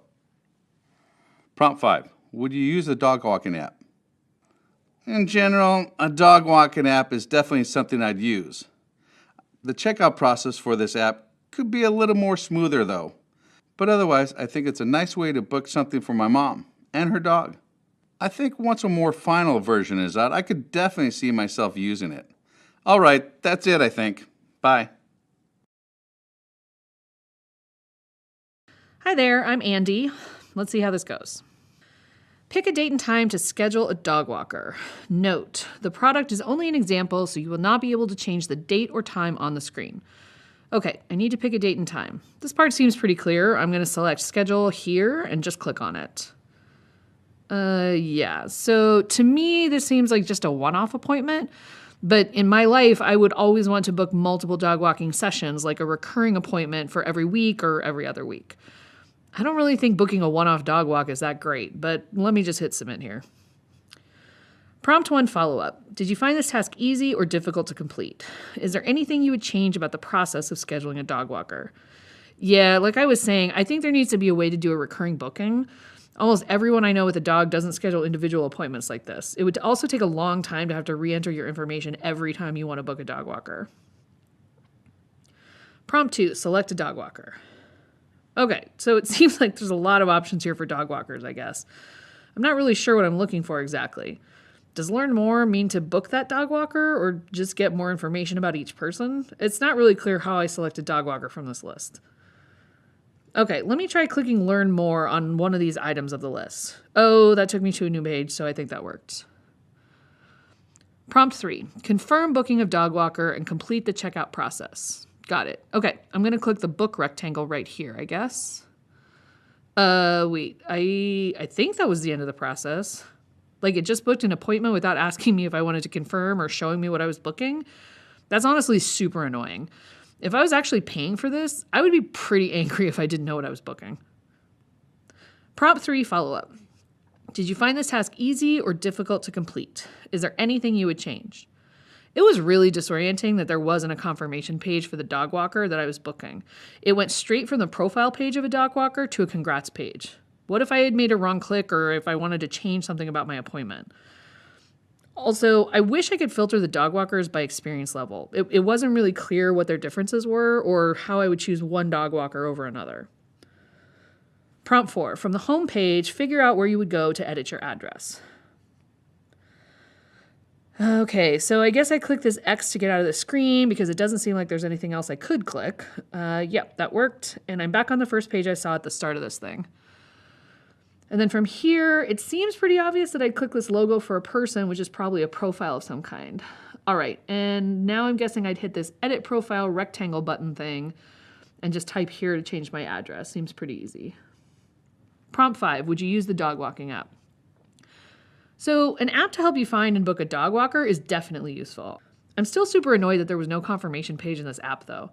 I'd really want a way to fix this more. Or I'd want to be able to schedule a dog walker twice a week at the same date and time, or to select a full week I'm away. It doesn't look like those are options yet. I also think a filter to let me pick my dog walker by how much experience they have would make me feel a lot more comfortable about who to choose. But yeah, other than that, I think it works all right. Okay, I think that's it for now. Welcome back. How was watching your first unmoderated usability study? Hopefully, you now have a feel for how an unmoderated usability study is conducted in the real world. Pretty cool, right? As we discussed earlier, there are two types of usability studies, moderated and unmoderated. We're going to shift our focus to moderated usability studies now. In this video, you'll learn how to moderate a usability study yourself. We'll start from the beginning of the study and focus on how to connect with participants before the study actually begins. Ready to get started? First, it's really important to build a rapport with participants. Ask general questions about how they're doing or what their day has been like. Doing this before the study starts can go a long way to make the participant feel comfortable. You want to establish a professional but friendly rapport with the participants right from the start. Second, thank participants for coming. Don't skip over this step. Make sure participants know how grateful you are that they're taking the time to participate in the study. Even after the study is conducted, it's important to show how grateful you are for their participation. You can do this by sending them off with a small thank you gift. It's also helpful to remind participants that their feedback on the product has the potential to help millions of users. It's important to be open and honest about their experience so the design team can make improvements. If a participant is worried about offending the design team, you won't get the useful feedback you're after. Emphasize that nothing they say will offend you or hurt your feelings, and that any issues that they have navigating your design will probably come up for many other participants too. Let the participant know that you're here to find out how to improve the design, so constructive criticism is more than welcome. Next, it's time to have participants fill out paperwork. You'll likely have participants complete a non-disclosure agreement, or NDA, which we've discussed earlier. This might sound intimidating, but your job as the study moderator is to frame this in a casual and approachable way. Since the designs they'll provide feedback on might not have launched yet, you want to ensure participants don't share any details about the designs with the outside world. But it's not all about us. If the NDA is set up correctly, it helps build trust with participants and increase rapport. This is especially important with participants from historically marginalized communities or at-risk populations who have often been taken advantage of in research. Once the NDAs are signed, explain the focus of the study and what participants will give feedback on. Give the participant a roadmap or a preview of what's to come. It's always a good idea to let them know what to expect and then to ask, does this sound good? Make it a practice to check in with the participant to make sure they're comfortable with what you've planned. Now it's time to establish the ground rules for the study. For example, you might want participants to use the think aloud method, meaning you want them to explain what's on their mind while they're doing it. This is the time to let participants know what you'd like them to do and give them specific examples of how. For instance, a think aloud might work. Also, remind participants that they are not being tested. There are no right or wrong answers to any of the questions you ask. If the participant can't complete a task, that isn't a reflection of their personal abilities. It's a reflection of the design's usability. You want this to be a low-pressure experience. No participant should leave a study feeling like they failed somehow. The goal is to understand how the user is experiencing your product, so there's no right or wrong answer. There's one more thing to keep in mind when moderating a usability study. Keep your emotions neutral. Your mood should not impact your judgment or influence your participants' feedback. Make time to reflect on your emotional state before the usability study begins. This helps you separate your emotions from what goes on during the study. And if you have a hard time keeping your emotions neutral during the study for some reason, this reflection can help you identify where your emotions might have influenced your research. And that's it. You now know how to get started at the beginning of a moderated usability study. You may be noticing a theme. In UX design, you want to keep the user front and center in all of your work. And in UX research, you want to keep the participant front and center each step of the way. The best practices we just shared are all about the participant and their experience during the usability study. Up next, we'll move into how to effectively communicate with participants during the actual usability tasks. Let's keep going. Hi again. You're doing a great job learning about moderating a usability study. You've set the stage at the beginning of the study to make your participants feel comfortable and confident. Now let's focus on how to effectively communicate with participants during the usability tasks. When you're the moderator of a usability study, your main goal is to pay attention to and understand your participants. To conduct a successful moderated usability study, you need to know what kinds of questions to ask participants and how to ask them. So let's go through a few techniques for moderation during the usability study itself. The first technique for moderation is to ask open-ended questions. Open-ended questions are questions that cannot be answered with a simple yes or no response. This gives participants more opportunities to provide feedback. For example, after participants complete a task in the usability study, ask, "How do you think that went?" instead of, "Did you like it?" As you interview participants, there might be times when you have trouble understanding their feedback, or you may not be sure if you're correctly interpreting what the participant is saying. That's totally fine. All you need to do is ask some follow-up questions so the participant can clarify what they mean. This is our second technique for moderating a usability study. Ask follow-up questions. Ask questions like, "Tell me more about that," or "Can you expand on that?" These questions will help you avoid making assumptions about what the participant might have meant. If you're still unsure what the participant's feedback means, try to summarize their answer for confirmation. Repeat back what you think the participant means and allow them to correct or confirm the statement. Be careful not to summarize their feedback for confirmation right away, or you'll run the risk of leading the participant to a certain answer. Always ask the participant open-ended and follow-up questions first, then use this technique if you're still unclear. All right, now you know a few techniques for moderation during the usability study itself. Making progress. As you're moderating a usability study, keep in mind that you'll have a diverse group of participants. As a researcher, you come into the study with biases you need to be aware of. Next up, we'll learn about biases that are likely to come up when you're moderating usability studies.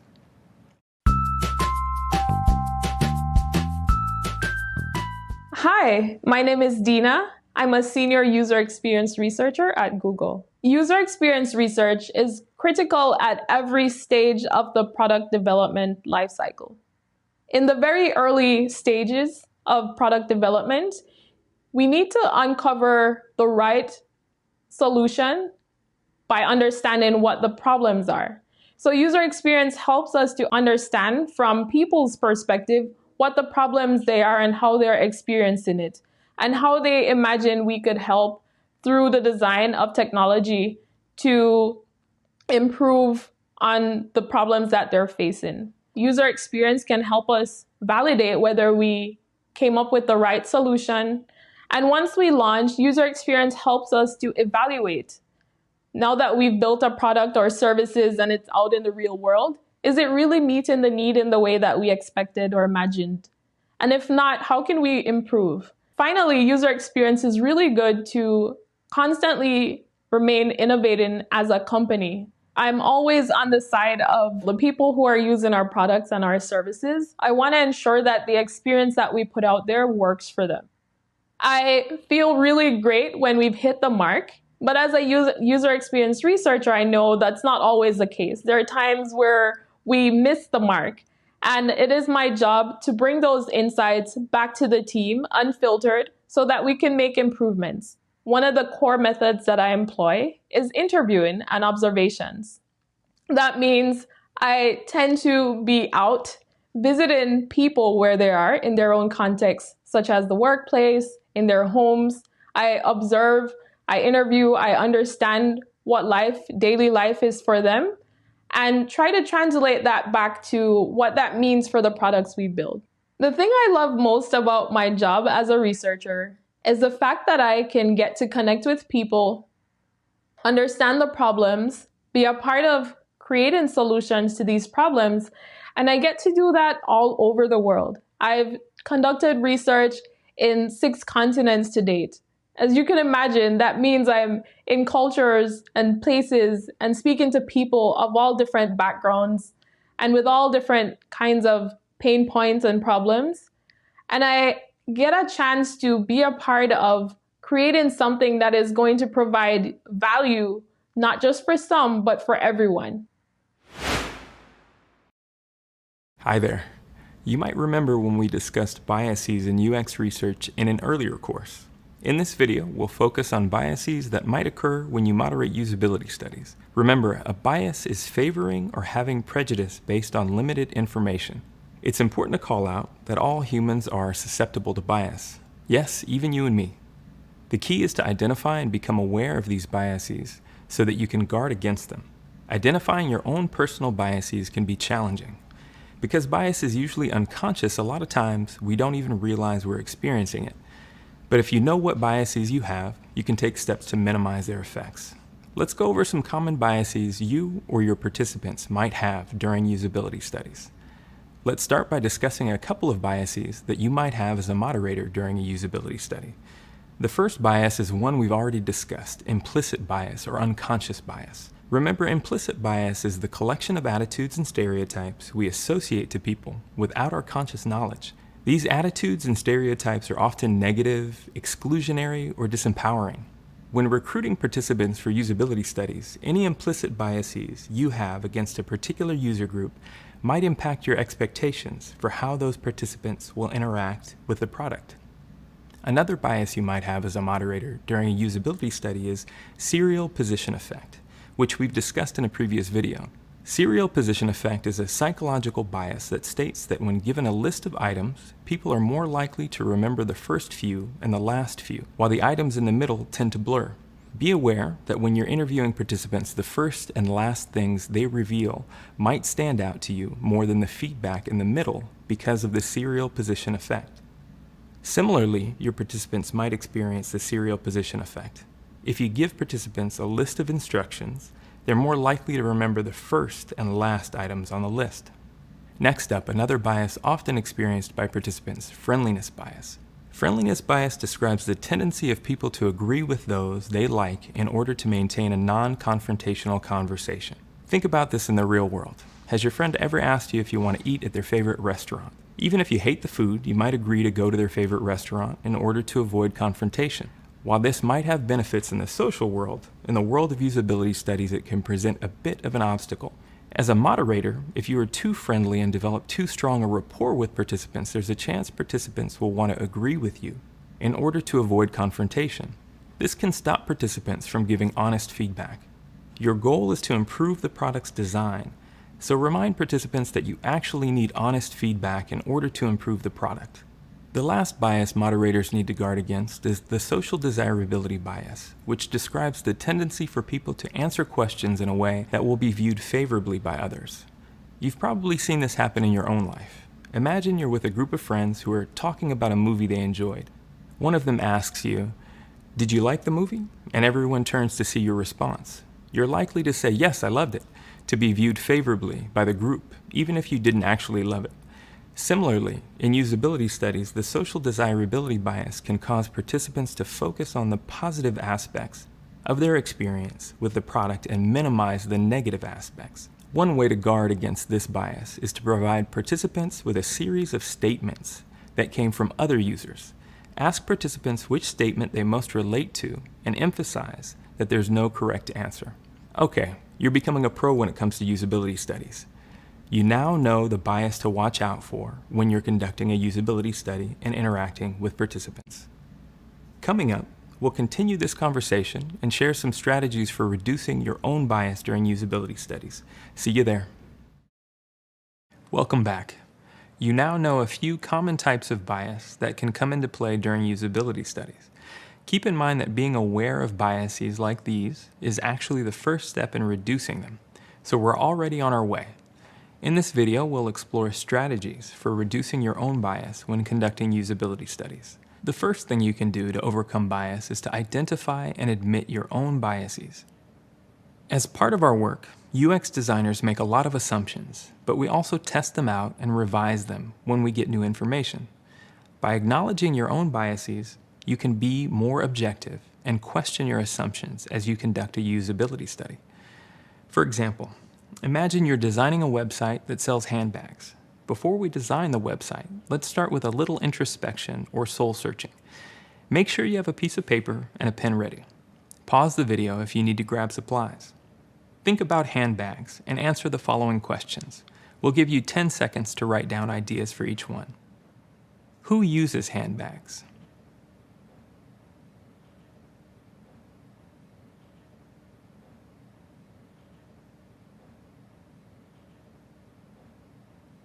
How are handbags used?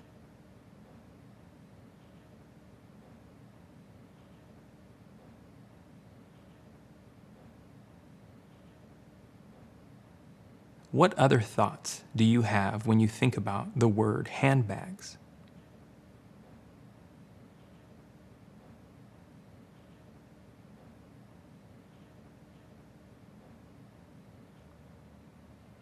Let's review what you've written down. When asked the questions, who uses handbags, did you list a certain group of people, like women? Did you consider that men might also carry handbags? If you primarily thought about handbags being used by women, you may have a bias that men are not interested in handbags. In some cultures, it's common for men to use handbags every day. And when asked the question, how are handbags used, did you list to carry lipstick, keys, or a wallet? Based on what you listed, you may have a bias that handbags are used to carry certain items. Sometimes handbags are used to carry dogs or your lunch. Learning about all of your biases will take a lot of work and reflection. It might even be hard and uncomfortable. This exercise is just one simple example to get you thinking about what your biases might be. Being aware of your own biases can help you avoid forming any opinions before you have results from your research. When conducting usability studies, be sure to phrase questions in a way that allows for a diversity of responses. The next thing you can do to reduce bias when conducting usability studies is to find participants from a representative sample. The small group of participants you conduct your usability study with should represent your key user group, as well as user groups that are often marginalized. Next, define the research criteria beforehand. Remember, when you created a plan for your usability study, a couple of the key elements focused on the research goals and research questions. By establishing research goals with your team before the usability study begins, you reduce the chance of designer biases leading you down the wrong path. Also, phrase interview questions thoughtfully. If we ask a participant, do you like the design experience, we might not get all the information we need. Stick to open-ended, non-leading questions like, how did it go? What was your experience like? Or, what worked and what didn't work for you and why? Remember, the goal of usability studies is to get honest feedback from the participants. Next, let participants express themselves fully and in their own words. During the usability study, make sure you understand exactly how participants feel and why.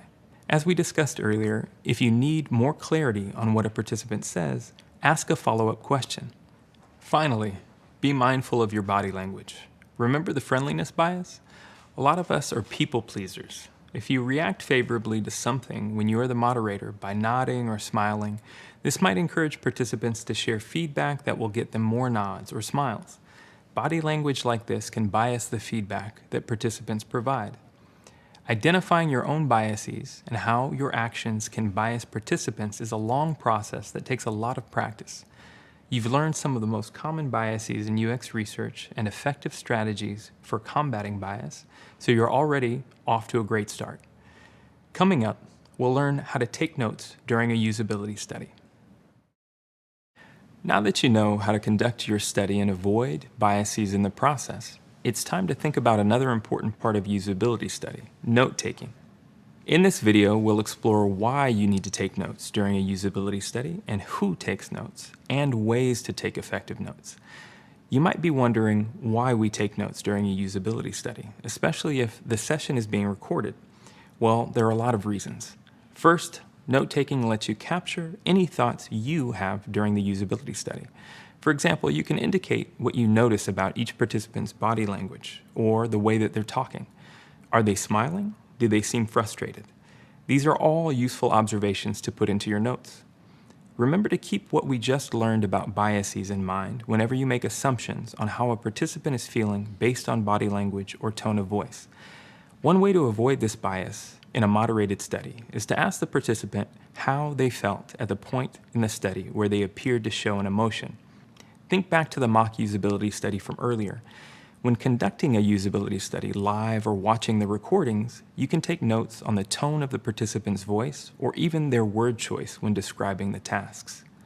Let's review how participant A completed a task in the example usability study.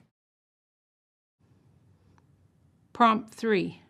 Confirm booking of dog walker and complete the checkout process. Got it. Okay. I'm going to click Book right here. This seems fairly simple. What the heck? It looks like this is a page with details about my booking and the total cost. The app didn't even give me a page to confirm the dog walker I selected or the date and time I need. I'm not even sure if I had all the right details, but it went right to confirming the appointment. That's so annoying. I feel like most apps let you review what you're booking before you actually finish paying. Now let's review how participant D completed the same task. Prompt 3. Confirm booking a dog walker and complete the checkout process. Is booking the same thing as completing the checkout process? Is there a cart or something? Let me go back. Maybe I missed an add to cart button. I'd expect to see an add to cart or something here. I'm not sure on this one. Okay, let me go to the Learn More page that was on earlier. This must be somewhere. Okay, so it looks like I'm back here again. My only option seems to be click on the book button, so I'll try it. Oh wow, seems like that worked. Although I really don't know what happened. The screen says congrats on total cost, but I don't really know what I booked or clicked. Like there was no confirmation page to tell me about the dog walker, the time or price I was scheduling. How strange.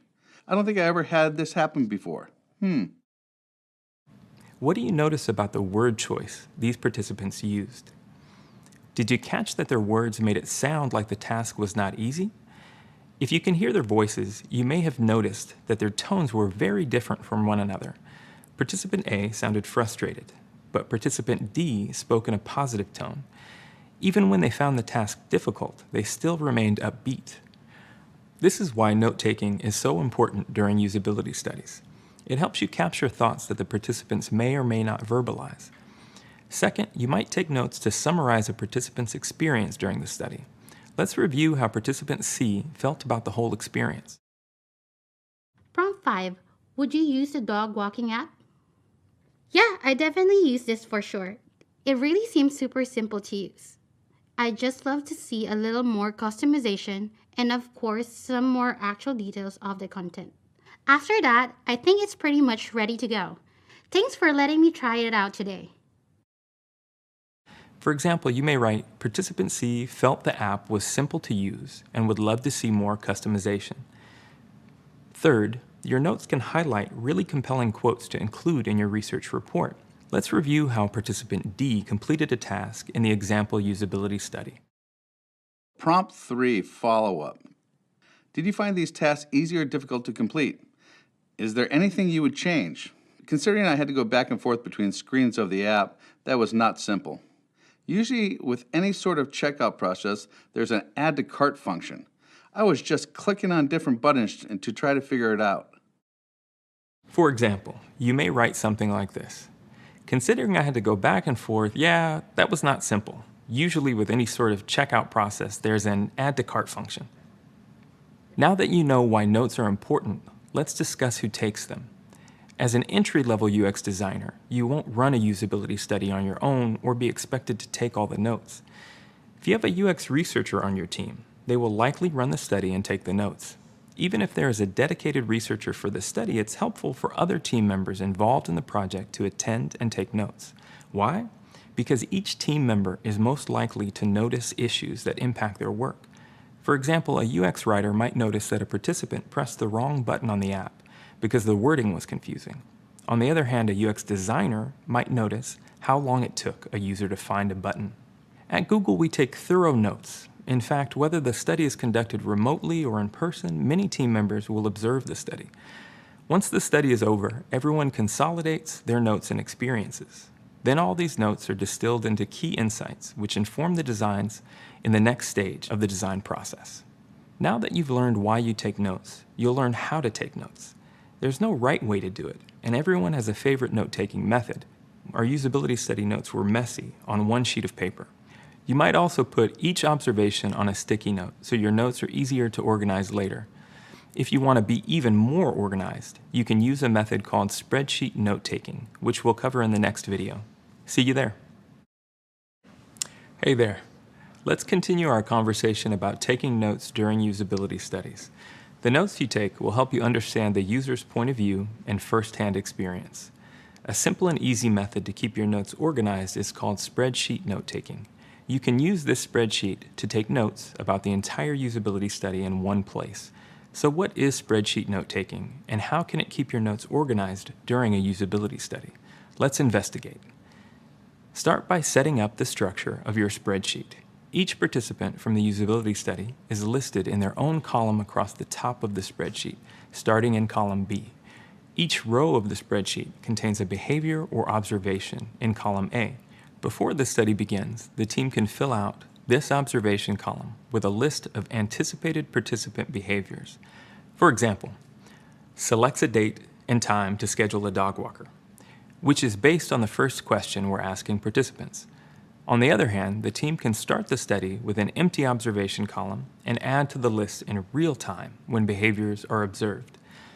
Even if you choose to start with a list of observations, it's okay to add additional ones during the study. If the team chooses to fill out the observation column in advance, it's helpful to organize it by categories. You can even add color or borders to separate each category. When taking notes, you will match each participant to a corresponding observation.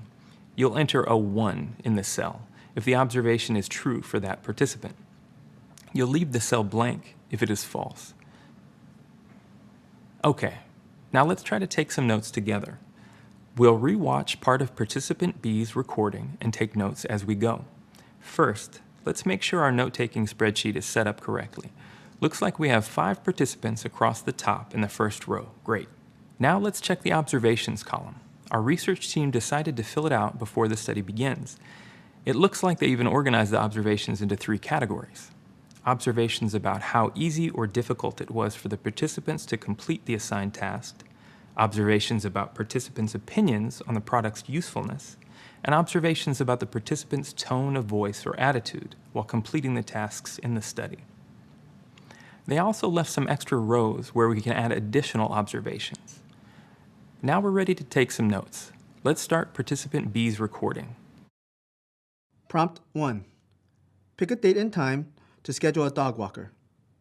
Note, the product is only an example, so you will not be able to change the date or time on the screen. Okay, so to pick a dog walker, I don't really know if dog walkers near you is how to schedule or if this schedule rectangle thing is the way to go. I'm a bit confused. I'll try the schedule thing. Okay, cool. It seems like that worked because the app went to the next screen. I'm going to assume if this was clickable, I'd see a calendar at this point. Or it looks like maybe these 2 rectangles are both boxes that I would type a date and time into. Interesting. One thing I'm thinking about for myself and my own dogs is that it doesn't seem like there's a way to schedule a reoccurring dog walker. Like if I want someone to come walk the dog every week at the same time. This scheduling page seems like it's only a one-time appointment for this one date and one time. Anyway, I'll go ahead and click the submit thing, which I think is a button. Prompt 1 follow-up. Did you find this task easy or difficult to complete? Is there anything you would change about the process of scheduling a dog walker? I mean, it was a bit hard to figure out which button to press on the home screen, but that's okay. That could be fixed, but I still figured it out. Also, I think there needs to be a way to do a recurring booking. Almost everyone I know with a dog doesn't schedule individual appointments like this. They want someone to walk their dog at the same time or on the same day every week, or something like that. Let's pause here. Participant B just completed the first task, which tells us whether or not they can select a date and time to schedule a dog walker. Participant B said, "I'm going to assume if this was clickable, I'd see a calendar at this point." Okay, done.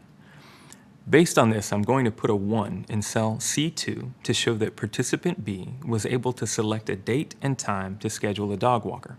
Participant B also said, "I don't really know if dog walkers near you is how to schedule, or if this schedule a walk thing is the way to go. I'm a bit confused." So I'm also going to add a 1 in cell C3 because participant B was confused by how to get to the screen to select a date and time to schedule a dog walker. This is an important part of the user flow.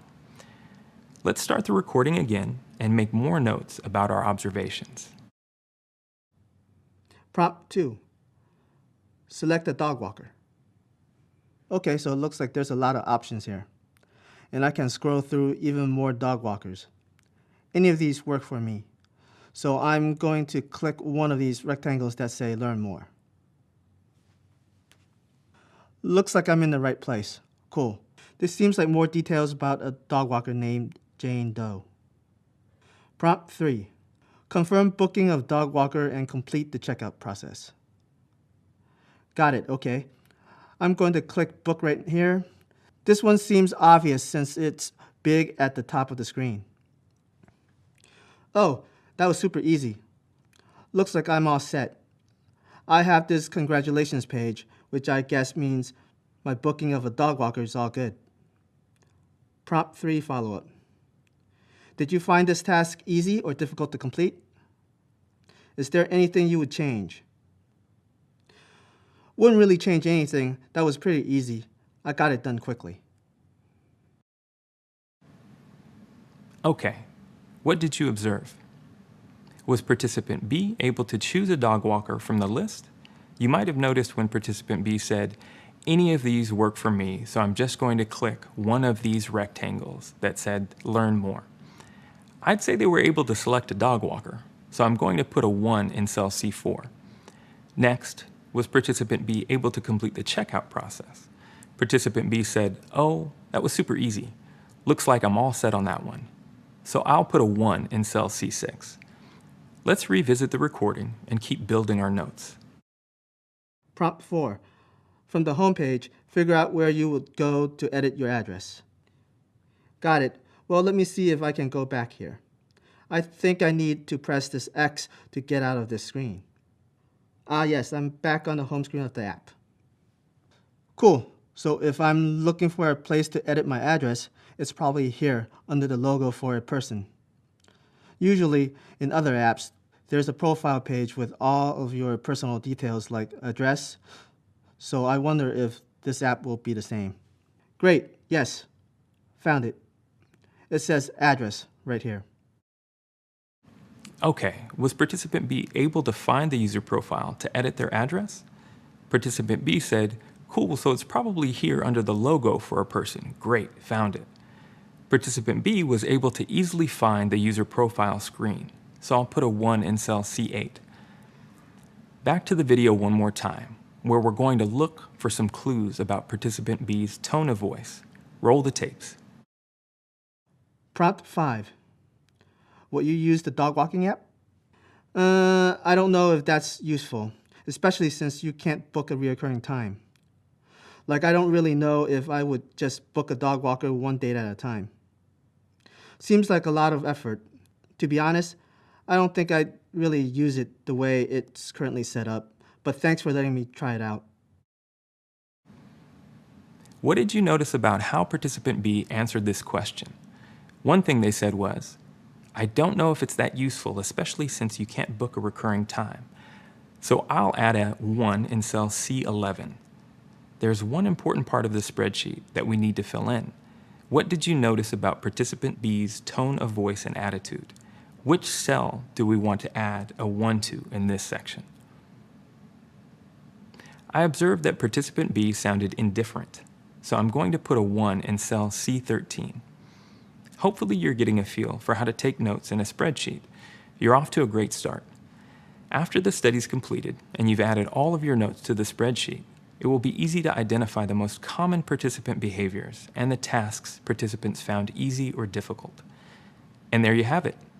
You know how to use spreadsheet note-taking during a usability study. Now it's your turn to practice this skill during your next activity. Good luck.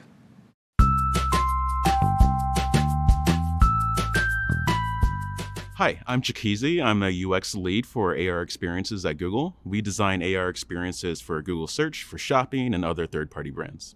My favorite part about the job that I have right now is that I get to, one, work with amazing people, super talented. A lot of them have a ton of experience, not only in the gaming industry and also filming. So there's so many different diverse backgrounds that bring these experiences together, and it's really a joy to work with them. 2 years ago, I started, along with another person at Google, a program called Champions Initiative. What it really was is bringing design workshops to HBCUs, historically Black colleges and universities.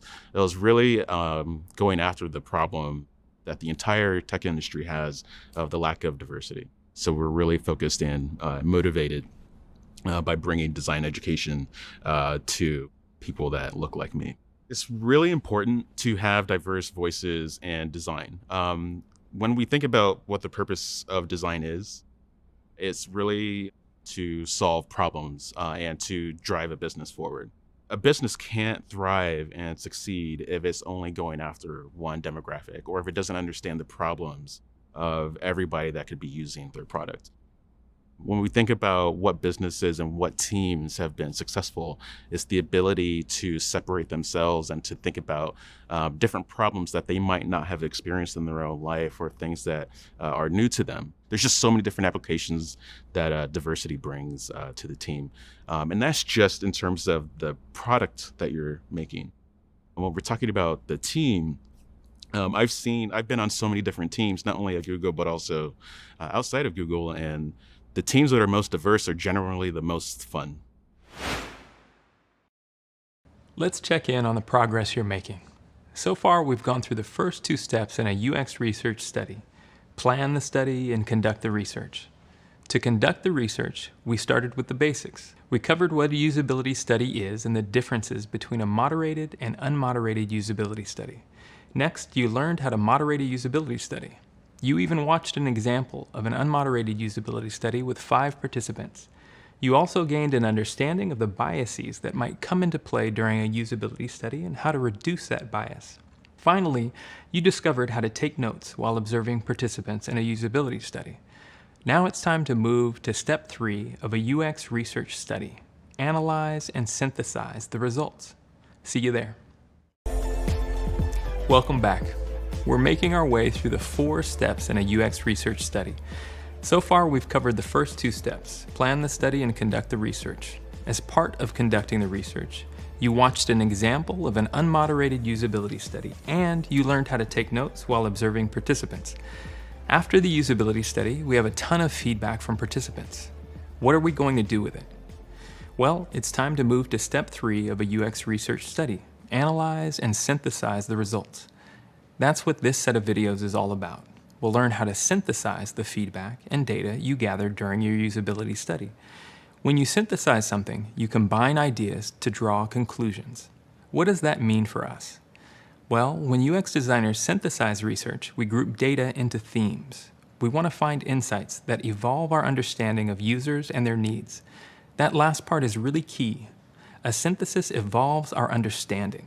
For example, remember how 4 of the 5 participants in our usability study said they want to be able to book a dog walker repeatedly. By grouping these shared frustrations, we can understand how crucial this problem is and figure out ways to solve it. This is our insight.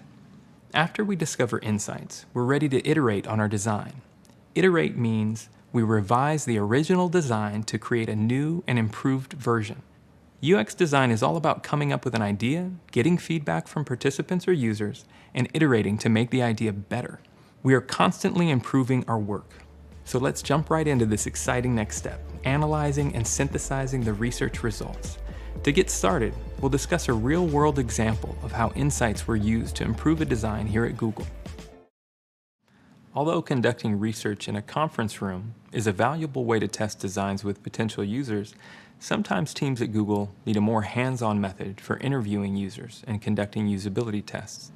In this video, I'll tell you the story of how the Google Maps team expanded its understanding of how people get around in countries like India and Indonesia. Their first-hand learnings changed the design of Google Maps. In large, densely populated cities like Delhi, India, and Jakarta, Indonesia, traffic is a real headache. In a car, someone might be stuck in traffic for several hours per day. So, locals have found a way around this obstacle: two-wheeled vehicles like scooters and motorcycles. They can weave around traffic and take shortcuts a car can't. The problem? Mapping applications like Google Maps were built for cars. Although cars and scooters drive the same roads, the drivers don't have the same ability to use Google Maps. For example, someone driving a car can listen and see directions as they drive. Although this is still possible for someone driving a scooter or motorcycle, it's much more difficult. They're likely wearing a helmet which covers their ears. The road noise is louder and harder to block out, and even having visible access to a mobile device while driving a scooter or motorcycle is complicated. A few years ago, a team of UX designers, researchers, engineers, product managers, and marketers from around the world traveled to the region to meet with locals. They interacted with locals in traffic, in their homes, and even on the backs of their motorcycles. The team valued the immersive experience of actually riding through traffic and experiencing the bugs in the Google Maps app in real time. So what insights did the team learn from their research? First, the team discovered that it is difficult to follow a map while driving a motorcycle. So many drivers memorize their routes beforehand. This insight was valuable in the design stage. It helped UX designers make the trip instructions more glanceable and memorable. Researchers also realized that pointing out landmarks during the trip is especially important for drivers of two-wheeled vehicles. The team took this insight and added more landmark references to the directions in Google Maps. Another research insight the team applied to the app was the addition of more language options. India alone has 22 official languages and thousands of local dialects.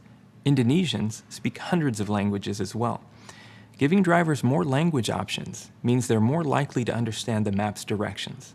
Finally, another way that researchers applied their insights to the app experience was by customizing the directions themselves. Before, drivers of two-wheeled vehicles would be frustrated when they were expected to drive roads that were inaccessible to them because the terrain was too rough or the speeds weren't safe.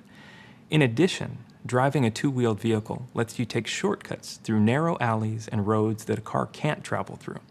Now, users can switch Google Maps to two-wheeler mode, which changes the route that Google Maps recommends. This benefits users because it reduces time spent in traffic and provides them a more accurate estimated arrival time. Traditional research like asking riders to test a new app feature, collecting feedback, and compiling data is always a useful process in the UX world. However, field research or first-hand observation of people in their natural environment is incredibly valuable too. It allows researchers to collect audio, video, and in-person experiences. These personal experiences help the UX team truly empathize with its users and understand exactly what each person needs. Pretty great, right? Not every app or feature update requires this kind of hands-on research, but recognizing when your team would benefit from an authentic experience is a great skill to hone while you're building your knowledge of the research and design process. Pretty soon, you'll be taking on all the research and insights you've collected and iterating on your own designs. When you do, keep the story of the Google Maps team in mind. It might just inspire you to empathize with your users in a new way. Okay, you've carefully planned your UX research study and conducted the research with participants. You're ready to turn your observations from the research into actionable insights. In this video, you'll learn what this process looks like in practice. First, let's review what an insight is in the field of UX design. You might remember that an insight is an observation about people that helps you understand the user or their needs from a new perspective. Insights can help us figure out how different pieces of data relate to each other. Insights also help explain what data means and what to do with it. So how can we come up with a list of insights? I'm glad you asked. In just 4 steps, we can turn the observations from our research into actionable insights. First, we need to gather all of the data from our usability study in one place. We might have collected data in various formats, such as stacks of sticky notes, a spreadsheet, audio notes, or even a notebook with our scribbles. You also need to gather together the notes from everyone who observed the usability study. Great. Step 2, organize the data. This is where we take the data gathered in step 1 and arrange it. If you wrote your observations on sticky notes, you might use a method called affinity diagramming to organize your data. You'll learn more about this later. If you used spreadsheet note-taking to record your observations, you've already started organizing the data without even realizing it. Step 3, find themes in the data. One of the key goals of user research is to identify themes that are common across participants. These themes help us to turn our data into insights about the users. You'll find that UX designers and researchers often use the words, patterns, and themes interchangeably.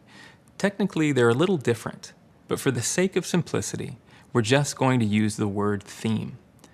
Finally, come up with insights for each theme. We want to write an insight that tells the design team how to improve the product based on a theme. Depending on the amount of data you've collected, you should be able to come up with a handful of themes and insights. And that's it. You're starting to get the hang of how to turn observations from your usability study into insights. You're well on your way toward what we call synthesis, which is combining ideas to draw conclusions. In the following videos and activities, we'll go into each of these steps in more detail. In the next video, we'll dig into the first 2 steps, gather the data in one place and organize the data. Let's dig into the first 2 steps to turn observations into insights. As a reminder, the first step is to gather all of the data from our research in one place. Let's say you and your teammates took all of your notes during the usability study on sticky notes. You now need to gather everyone's sticky notes in one place. Then it's time to organize the data so that it's easier to interpret or understand. One method you can use to organize data is called affinity diagramming, which is what we'll discuss in this video. Let's jump right in. An affinity is a feeling of like-mindedness or compatibility towards something or someone. Have you ever run into someone from your hometown while traveling? You likely felt an affinity towards them. You had something important in common that made you feel closer to each other. An affinity diagram is a method of synthesizing that organizes data into groups with common themes or relationships. Affinity diagramming is a quick and easy way to gather observations during a usability study and synthesize data. To make an affinity diagram, you need all of the observations from participants to be on sticky notes. So if you used spreadsheet note-taking or took notes on a single piece of paper, you need to transfer all of the observations from participants onto sticky notes. You can skip this step if you took notes during the usability study on sticky notes in the first place. Each participant observation should be on its own sticky note. After all the interviews, you'll have a whole stack of sticky notes, each with one observation. Now it's time to organize. For people who love organizing, this activity can be really fun. As you review the sticky notes, start to make 4 or 5 clusters. You can place these clusters on a wall, window, or whiteboard. Your job is to bundle together sticky notes that have related ideas or themes. In order to do this, compare sticky notes one by one and ask yourself, is the observation on this sticky note similar to any of the other observations I've reviewed so far? Or is this observation different? Imagine you're organizing the books on your bookshelf by topic. Start by grabbing 3 books on the shelf. Next, look at each one to see what genre it is. Let's say you picked 2 mystery books and a romance novel. You now have 2 clusters, mystery books and romance novels. When you grab the next book, a cookbook, you'll decide if it goes into one of the clusters you already have, or if you need to start a new cluster. Let's go back to our example usability study. You might pick up a sticky note that says, issues selecting a dog walker from the list. Another sticky note might say, can't find the button to select a dog walker. Even though these are different observations, they are related because they're both about selecting a dog walker from the list of available options. In other words, the participants got confused in the same place, so you should cluster those notes together. You'll continue this process until you have gone through all of your sticky notes. As you wrap up, take a step back and look through the clusters again. Perhaps you'll want to move a few sticky notes from one cluster to another. Keep in mind that there will always be a few sticky notes left over at the end that don't relate to other ideas. You can put them aside if they don't relate to any clusters. So what makes affinity diagramming useful for synthesizing data? By putting sticky notes in clusters, you can easily spot themes across all of the observations from your usability study. It's also easy to shift ideas around between themes because you can peel and stick the notes in different locations. One more note about affinity diagramming. Although it's highly visual in nature, affinity diagramming can be adapted for participants who are visually impaired. For instance, during an affinity diagramming session, a participant with a visual impairment could dictate what to write on each sticky note. After stickies are grouped together, someone could read each sticky note out loud and ask participants to suggest groupings. This way, you keep all participants involved. We just learned a lot about affinity diagramming. Hopefully now you're feeling a little more confident about how to gather all of the data from your research in one place and organize that data so it's easy to understand. You also got a sneak peek into the next step, find themes. Coming up, we'll talk more about how to find themes in the data. Let's keep going. Welcome back. You've now learned how to gather all of the data from your research in one place and organize that data so it's easy to understand. Now it's time to find themes in that data. To do this, we'll ask ourselves two key questions. What common patterns stand out in the data you collected? And what do they tell you about your product design? Let's revisit our example usability study. To do this, let's open up the spreadsheet we used to take notes. What common patterns stand out in the data you collected? Look for rows where there are a lot of ones, which might indicate a pattern. You'll notice that some of the rows have 4 or 5 ones, so a majority of the participants responded similarly. We should explore these rows further. For example, row 2 is selects a date and time to schedule a dog walker. This row has 5 ones for participants A, B, C, D, and E. Next, row 10 is thinks dog walking app is useful and has 4 ones for participants A, C, D, and E. Let's jump down to another part of the spreadsheet, the observations we noticed while reviewing the participant recordings. Looks like row 17 wants to be able to book dog walker repeatedly, has 4 ones for participants A, B, C, and E. And just below that, row 18, surprised there's no confirmation page before completing checkout, has 4 ones for participants A, C, D, and E. On the flip side, you might also notice rows where there are a lot of blank cells. These rows also might indicate a pattern. For example, row 20 wishes they could filter dog walkers by experience level, has 4 blanks. Only participant E has a 1 in this row. All of these are common patterns that stand out in our data. So how do we turn this information into themes? We need to think about what these patterns tell us about the product design. We start by taking the observation, which is in column A, and then expand on it.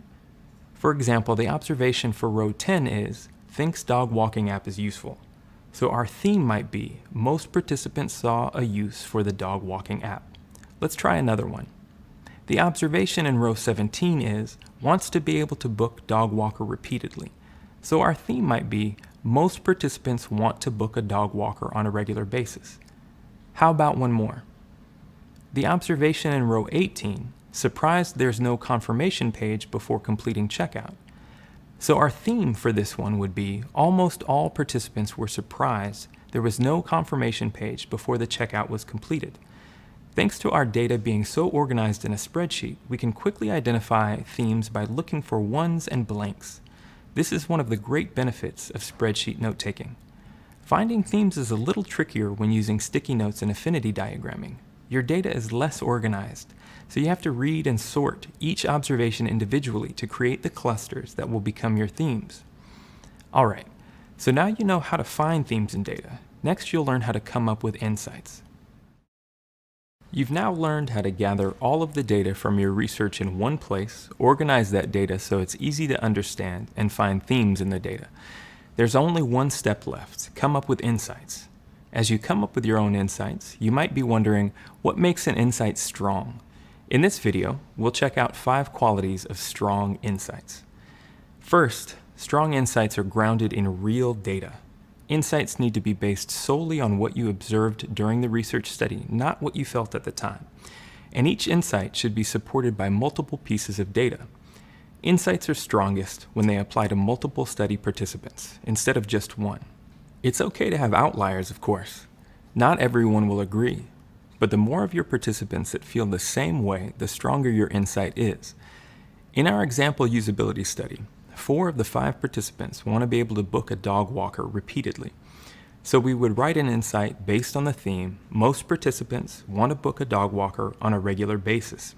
Our insight might be, users want to book a dog walker on a scheduled basis instead of making a one-time reservation. Second, strong insights need to answer the research questions you listed in your research plan. You want to tie your insight to the research questions to help people understand why the insight matters. In our example usability study, the research questions were, how long does it take a user to find and book a dog walker in the app? And what can we learn from the user flow or the steps that users take to book a dog walker? So we'll need to come up with insights that answer either or both of these questions. Third, strong insights should be easy to understand. Keep in mind that your stakeholders might not have been involved in the planning of your study, but you still want them to understand your insights. Use simple language that doesn't require detailed knowledge of the study.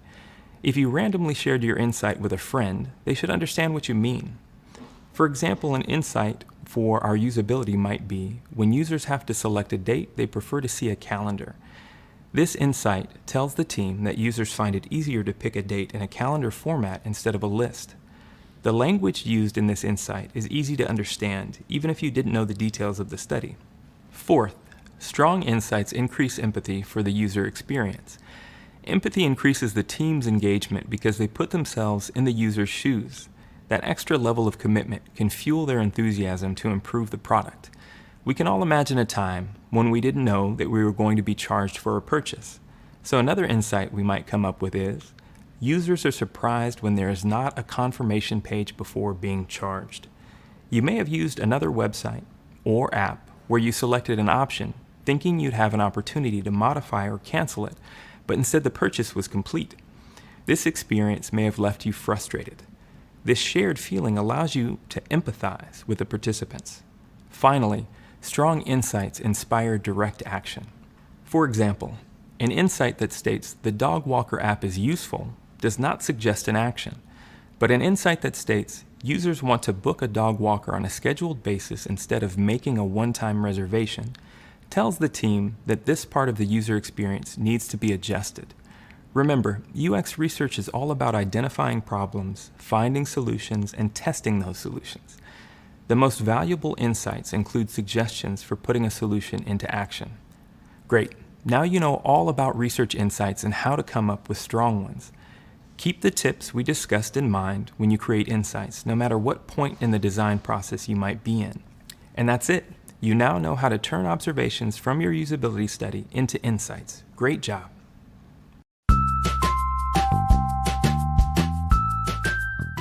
My name is Utkarsh. I am a UX manager at Google. My role here at Google is to manage a team of people who specialize in the understanding of human behavior.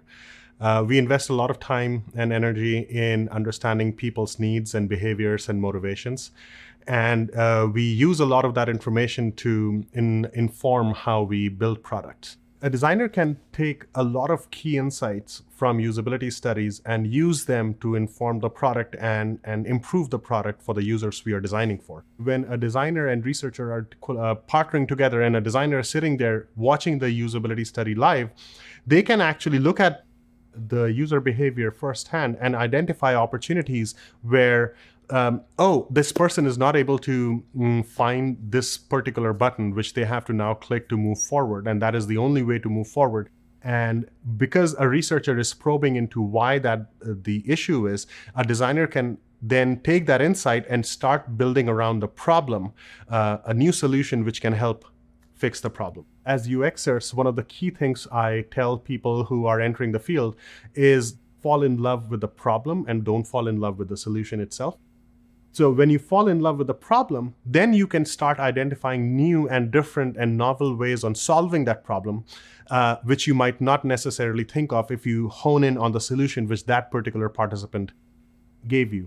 Now that solution might work for that participant, but we are not designing for one person. We are designing for millions and billions of people. So we got to find a solution which works for a wide variety of people and not necessarily for a subset of people. So in the process of solution design, which comes after a study is complete, it is very important to really understand not only what the problem was, but also why the problem occurred in the first place. And once you fall in love with the understanding of the problem, then you are much more equipped to come up with solutions and find solutions which might not have been thought of in the first place. Now you have defined a solution for the problem that existed in this small space, but how does that solution work and how does that solution scale to the rest of your experience is also an important part. And keeping the entire holistic experience end-to-end in mind is very essential to coming up with any solution for problems which are being identified for the product. Congratulations. You've made it through the third step of the UX research study process, analyze and synthesize the results. You explored how to turn observed data into insights. You learned how to gather the data in one place, organize that data, find themes, and come up with strong insights. You also learned a new method to gather and organize your data called affinity diagramming. And you even heard a story about how Google Maps used research insights to improve their product. Knowing how to turn your observations into insights and how to spot strong insights are essential skills to have as you start your career in UX design. Coming up, it's on to the final step of the UX research study process, where you'll share and promote your insights. Let's do it. Congratulations. You've made it to the fourth and final step in a UX research study. So far, you've learned how to plan the study, conduct the research, and analyze and synthesize the results. Now it's finally time to let your hard work shine in the spotlight. You're ready to share and promote the insights and iterate on your low-fidelity designs. As a reminder, research insights are observations about people that help you understand the user or their needs from new perspectives. Keep in mind what you learned earlier about how to write strong insights. Your insights should be grounded in real data, answer the research questions, be easy to understand, increase empathy for the user's experience, and inspire direct action. Coming up, you'll explore two popular formats for sharing your insights, a presentation and a research report. You'll also learn how to create a strong presentation and deliver that presentation with ease. Then you'll modify your low-fidelity wireframes based on insights from your research. So let's get going with the final step in a UX research study, sharing and promoting the insights.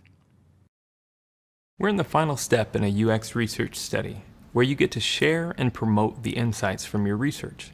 You might be wondering, how do I share my research insights with stakeholders? That's exactly what we'll cover in this video, which is about two different formats you can use to share your insights. So let's get to it. One of the most common formats that UX researchers and designers use to share their work is presentations. A presentation is a group of slides where each slide has new information. Presentations provide your stakeholders with a high-level overview of the project. For example, your presentation might only share the top 3 to 5 insights from your usability study to keep stakeholders engaged. Presentations can be used to share your insights with a big group of people, and that group of people might include stakeholders who are not in the field of UX. Presentations can be made pretty quickly using tools like Google Slides, Microsoft PowerPoint, or Apple's Keynote. Keep in mind, people might use the term deck instead of presentation, but the two words mean the same thing. Here's an example of how a UX research presentation might be built. The presentation consists of 15 to 20 slides broken up into 4 sections: study details, themes, insights, and recommendations, and an appendix. Another format you can use to share your research insights is a research report. A research report is a document with fewer visuals containing the same information as the presentation. A research report can be made using tools like Google Docs, Microsoft Word, or Apple's Pages. Research reports will often place the summary of the research insights and recommendations before the detailed insights. This allows stakeholders to quickly read the actionable information. And there you have it. You now know two common formats to share your research insights: presentations and research reports. I bet you're excited to create your own. Next up, we'll go through how to create a strong presentation. Welcome back. We just discussed two popular formats to share your research insights: presentations and research reports. Now we're going to dig into one of those formats, presentations, and learn how to present insights in an engaging way. Let's start by opening up the presentation template. On the first slide, I'm going to update the title, date, and team. I'll title the presentation Dog Walking App Usability Study. The title can be simple and straightforward. I'll also add the date of the presentation. In this case, it's December 2020, and I'll fill in the names of all of my team members who worked on the usability study with me. Now I'll move to the next slide, which is the table of contents. This is an easy one.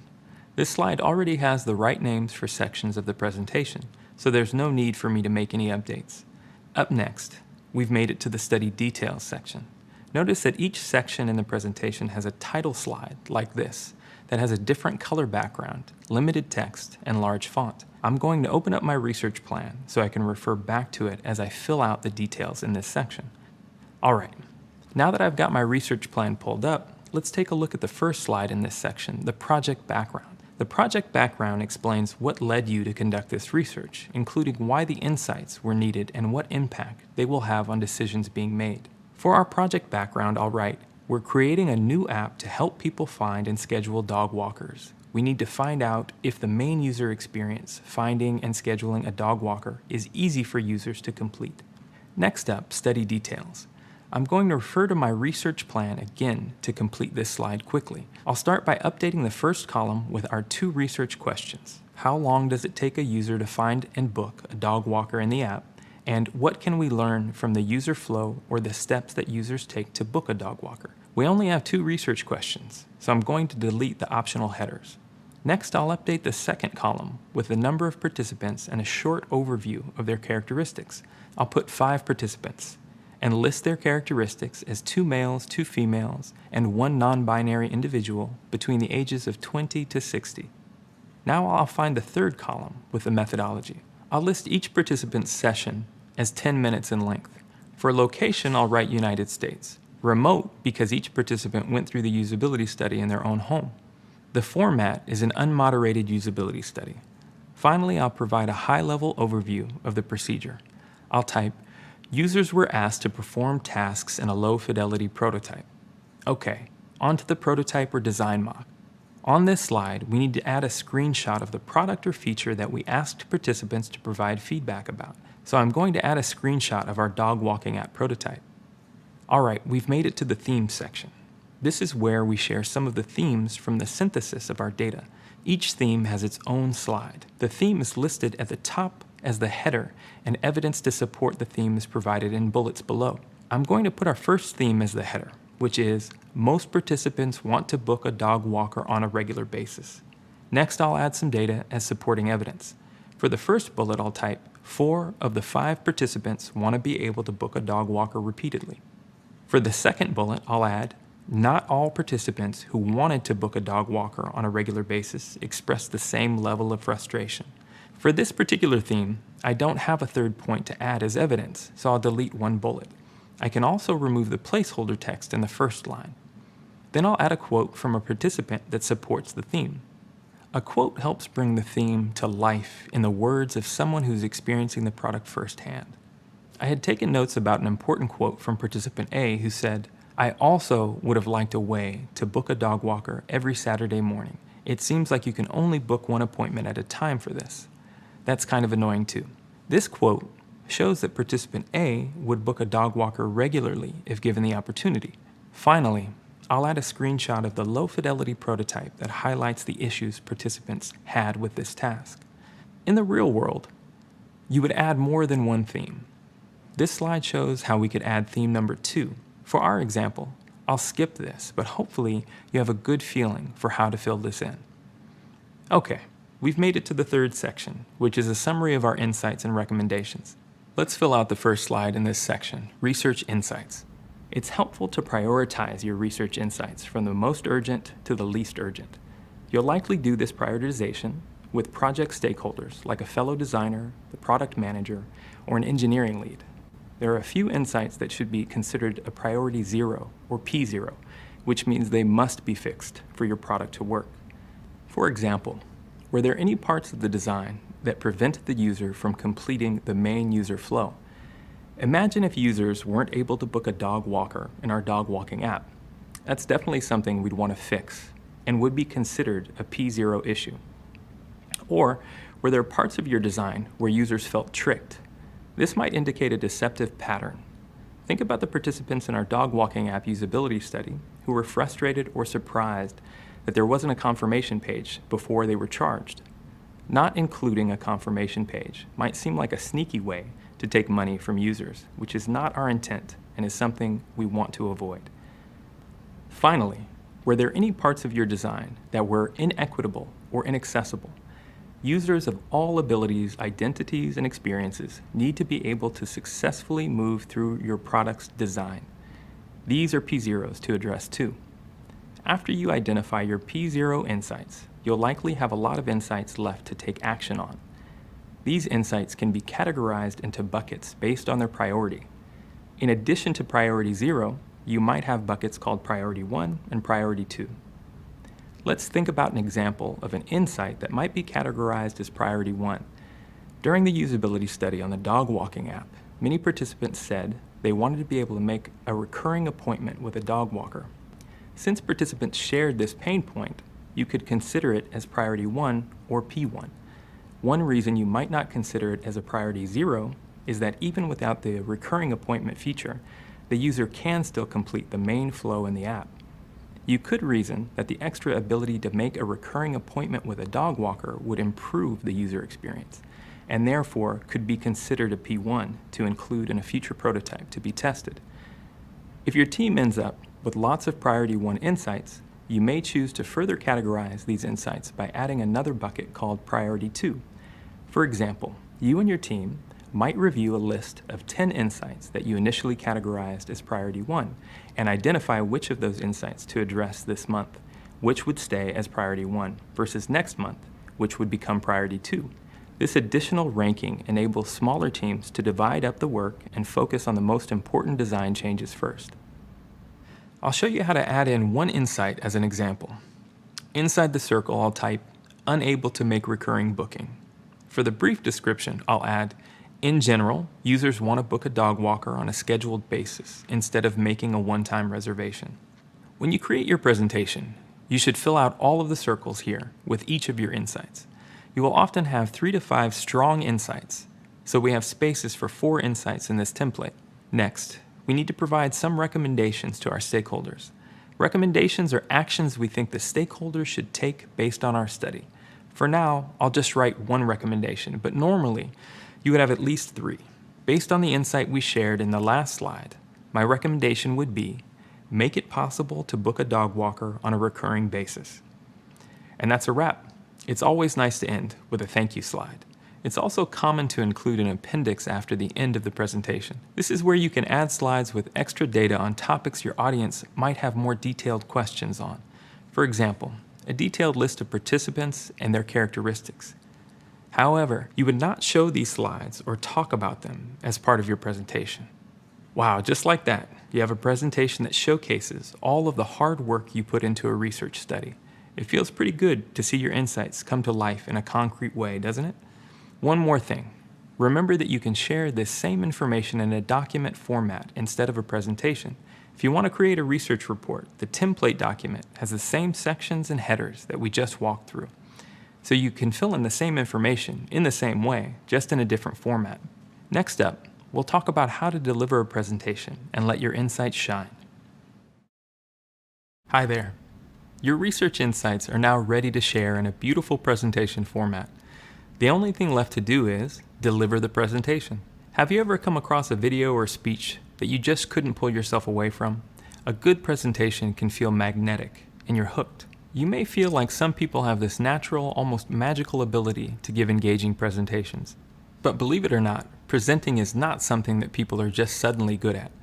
In fact, if you examine the content and the person's delivery closely, there are several things that great presenters do that you can start doing too. That's what we'll cover in this video. We'll focus on presentation skills so you can successfully deliver your own research insights. Before we jump in, let's address the elephant in the room. You might be scared of public speaking. That's completely normal.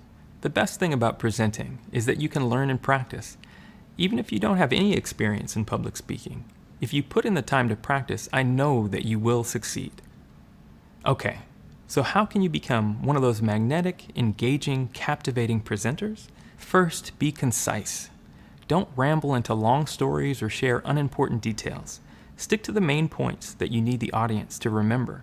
Second, keep your tone conversational, like you're chatting with a friend or colleague. You don't want to sound robotic or like you're reading from a script.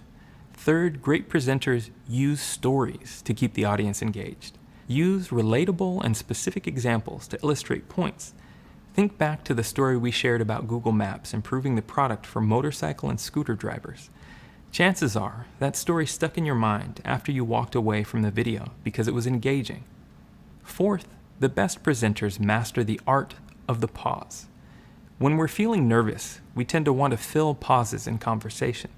You can probably think of a time when you've experienced awkward silence, but allowing natural pauses in conversation actually displays confidence.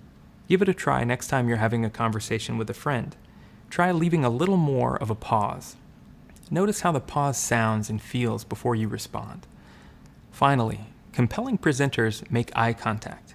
If possible, try to make individual eye contact with different people in the audience throughout your presentation. You make eye contact when speaking to your friend one-on-one, so why not do it when you're speaking to a larger group? This might feel a little strange at first, but it'll come more naturally the more you do it. Okay, now you know how to deliver a stellar presentation and share your research insights with the world. Try using a couple of these tips next time you give a presentation. You'll get better and better each time you present, so start practicing. You're going to do great.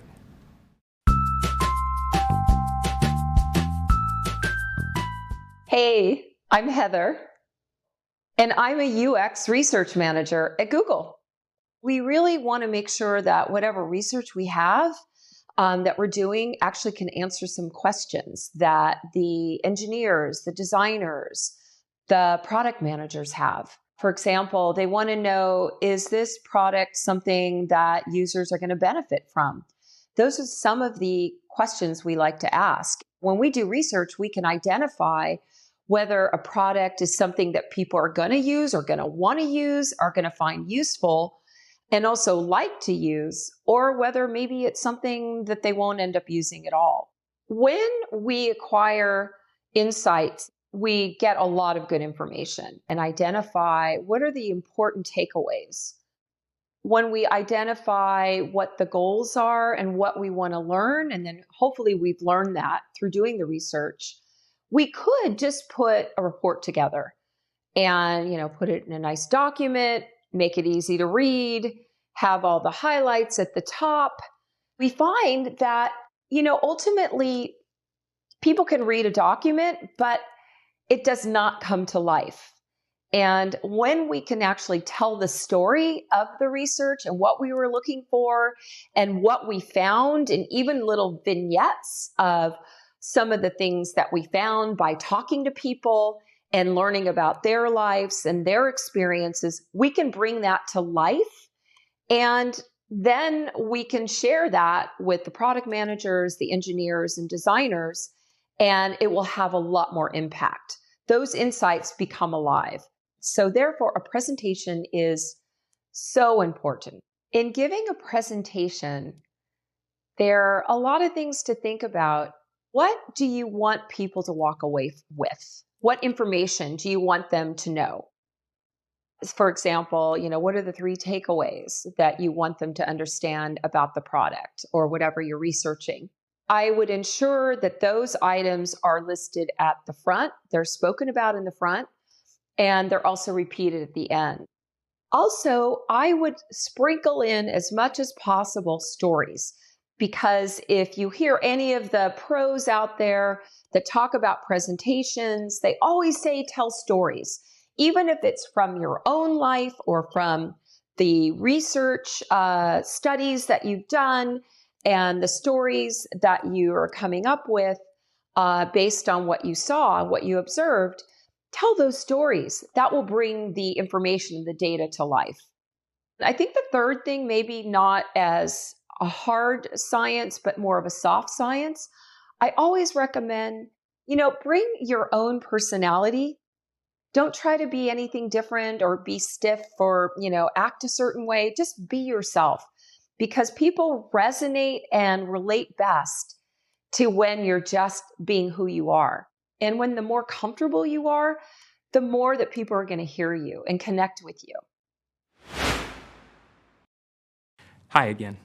Now you have a presentation or report filled with insights from your research. You've also shared those insights with stakeholders and agreed on the ones to take action on. The next step is to improve your designs based on what you've learned. That means using your research insights to revise your designs. So why do we do this? Conducting research, like a usability study, helps us identify the pain points that participants experience with different prototypes. Each time we learn about a pain point, there's an opportunity to update the design and make the experience better for users. That way the issues can be fixed before the final product launches. Participants might have identified a lot of pain points during the usability study. As you might remember, to make the analysis easier, we found themes in the data and turned those themes into insights. So how do you know which insights to use to update your design? It's helpful to prioritize your research insights from the most urgent to the least urgent. You'll likely do this prioritization with project stakeholders like a fellow designer, the product manager, or an engineering lead. There are a few insights that should be considered a priority 0 or P0, which means they must be fixed for your product to work. For example, were there any parts of the design that prevented the user from completing the main user flow? Or were there parts of your design where users felt tricked? This might indicate a deceptive pattern. Finally, were there any parts of your design that were inequitable or inaccessible? Users of all abilities, identities, and experiences need to be able to successfully move through your product's design. These are P0s to address too. After you identify your P0 insights, you'll likely have a lot of insights left to take action on. These insights can be categorized into buckets based on their priority. In addition to priority 0, you might have buckets called priority 1 and priority 2. This additional ranking enables smaller teams to divide up the work and focus on the most important design changes first. All right, so you've prioritized the pain points that were highlighted by participants during your research. You might still have questions. Keep in mind that the findings from our small usability study were limited, since we were only able to get perspectives from 5 participants. In the real world, many UX researchers want to have 5 to 8 participants. As you learned in an earlier reading, the reason studies are often capped at 8 participants is that research shows there's often diminishing return on investment if additional participants are added to the study. Your ability to do more research will depend on your team, your company, your project timeline, and your project budget. Like we've discussed before, UX design is a really iterative process. Very often, prioritizing and advocating for user needs becomes the responsibility of the UX researcher and designer. This is especially important when it comes to better understanding the needs of groups that have been historically underrepresented in user studies. We'll create prototypes, learn from research, and iterate on our designs many times, and it's important that we make the efforts to reach out to user groups whose experiences and needs are often not considered in design. This entire process of researching, synthesizing, and then iterating based on that research is a loop, not a line. That means the cycle is often repeated many times. For the purposes of this course, we've been taking you through a more linear process, but in reality, the design process rarely plays out like that. Next up, let's get back to our project in Figma. We'll modify our low-fidelity designs based on insights from a usability study. See you there. We just discussed how you'd prioritize the insights from a usability study, which determines how to iterate on your low-fidelity designs. Now it's time to actually make changes to your designs in Figma based on those insights. First, let me clarify something that's a little tricky. We're going to make changes to our wireframes at this stage, not our low-fidelity prototype. Why? Well, think of an author writing a book. The writer doesn't update the binding of the book each time they edit a few words. Instead, the writer edits the words on the page, and once all the edits are complete, the pages are renumbered and bound into a book. It's similar for designers. Wireframes are turned into a low-fidelity prototype through connections. In the same way, pages are turned into a book through binding. All right, so let's jump into Figma and make changes to our wireframes. While you were away, I had a few discussions with stakeholders about our research insights, and we aligned on 3 changes to make to the Dog Walker app wireframes. As a reminder, here are the low-fidelity designs for our Dog Walker app before the usability study. There are 3 insights from our research that we'll focus on as I iterate on the wireframes. First, I'll make it possible to book a dog walker on a recurring basis.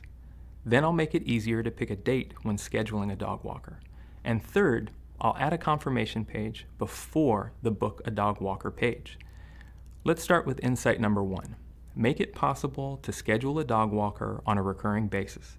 Almost every participant in the study said that they wanted the option to book a dog walker on a scheduled or recurring basis. To make it possible for users to do this, I've added a checkbox below the date and time boxes labeled Recurring Booking. If the user checks the box, their booking will repeat on the same day and at the same time every week. Next, let's examine the second insight we want to address from our research. Participants in the usability study said they'd like an easier way to choose dates when scheduling a dog walker. In the first iteration of the wireframe, which I've pulled up here on the left, users needed to specify the exact day and time in an open text box. For example, they would have to type in May 2nd. Based on the participant feedback, we decided to iterate on the design and include a list of dates and times users can scroll through. We also added the ability for users to indicate how long they want the walk to be. You can check out this new iteration on the right side of the screen. Finally, let's think about the third insight that will inform how we iterate on our designs. We learned from users that they wanted a confirmation page before booking the dog walker. To fix this, I need to add a new confirmation page to our wireframes. This will be an additional screen that doesn't currently exist.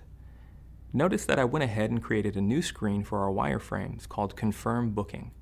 This page is displayed before users complete the checkout process. Now users will have an additional page before booking, just like our study participants requested. Wonderful. We've now iterated on our wireframes based on insights that were uncovered during our usability study. If I needed to conduct more research or have a prototype to show stakeholders, my next step would be to reconnect the wires to turn the designs back into a low-fidelity prototype. You did it. You've made it through all 4 steps of the UX research study process. Plan the study, where you learned about the 7 elements of a research plan. Conduct the research, where you dug into usability studies. Synthesize the results, where you turned observations from your research into actionable insights. And share the research insights, where you learned how to create a presentation and deliver that presentation like a star. You also learned how to update your wireframes based on research insights. You should feel accomplished and proud of the progress you've made so far. We've covered a lot of ground, and you're almost done with the course. Now to finish strong. All right, that's it. You've reached the end of this course. Take a moment to celebrate this milestone. You should be proud. Let's recap everything we've explored together. In this course, you learned how to plan a research study and conduct research with a usability study. You even wrote and ran your own usability study for the first time. Next, you analyzed and synthesized your research results and turned them into actionable insights. Then you shared and promoted your research insights in a presentation. Finally, you learned how to modify your designs based on research insights. At this point, you have low-fidelity designs that outline the function and structure of your app. In the next course, it's time to add color, cool fonts, fun icons, and even animations to your work. Your designs will start to look and feel like a real app. To get your designs across the finish line, you'll be guided by a new instructor, Kunal. Kunal has a unique background in architecture and is now an interaction designer here at Google. I'm confident You'll have a great time learning about high-fidelity designs with him. Before you go, let me just say one more time, fantastic job. Thanks so much for taking this course. I hope you had as much fun as I did. When you're ready, you can go ahead and start the next course. Kunal will be there to lead the way.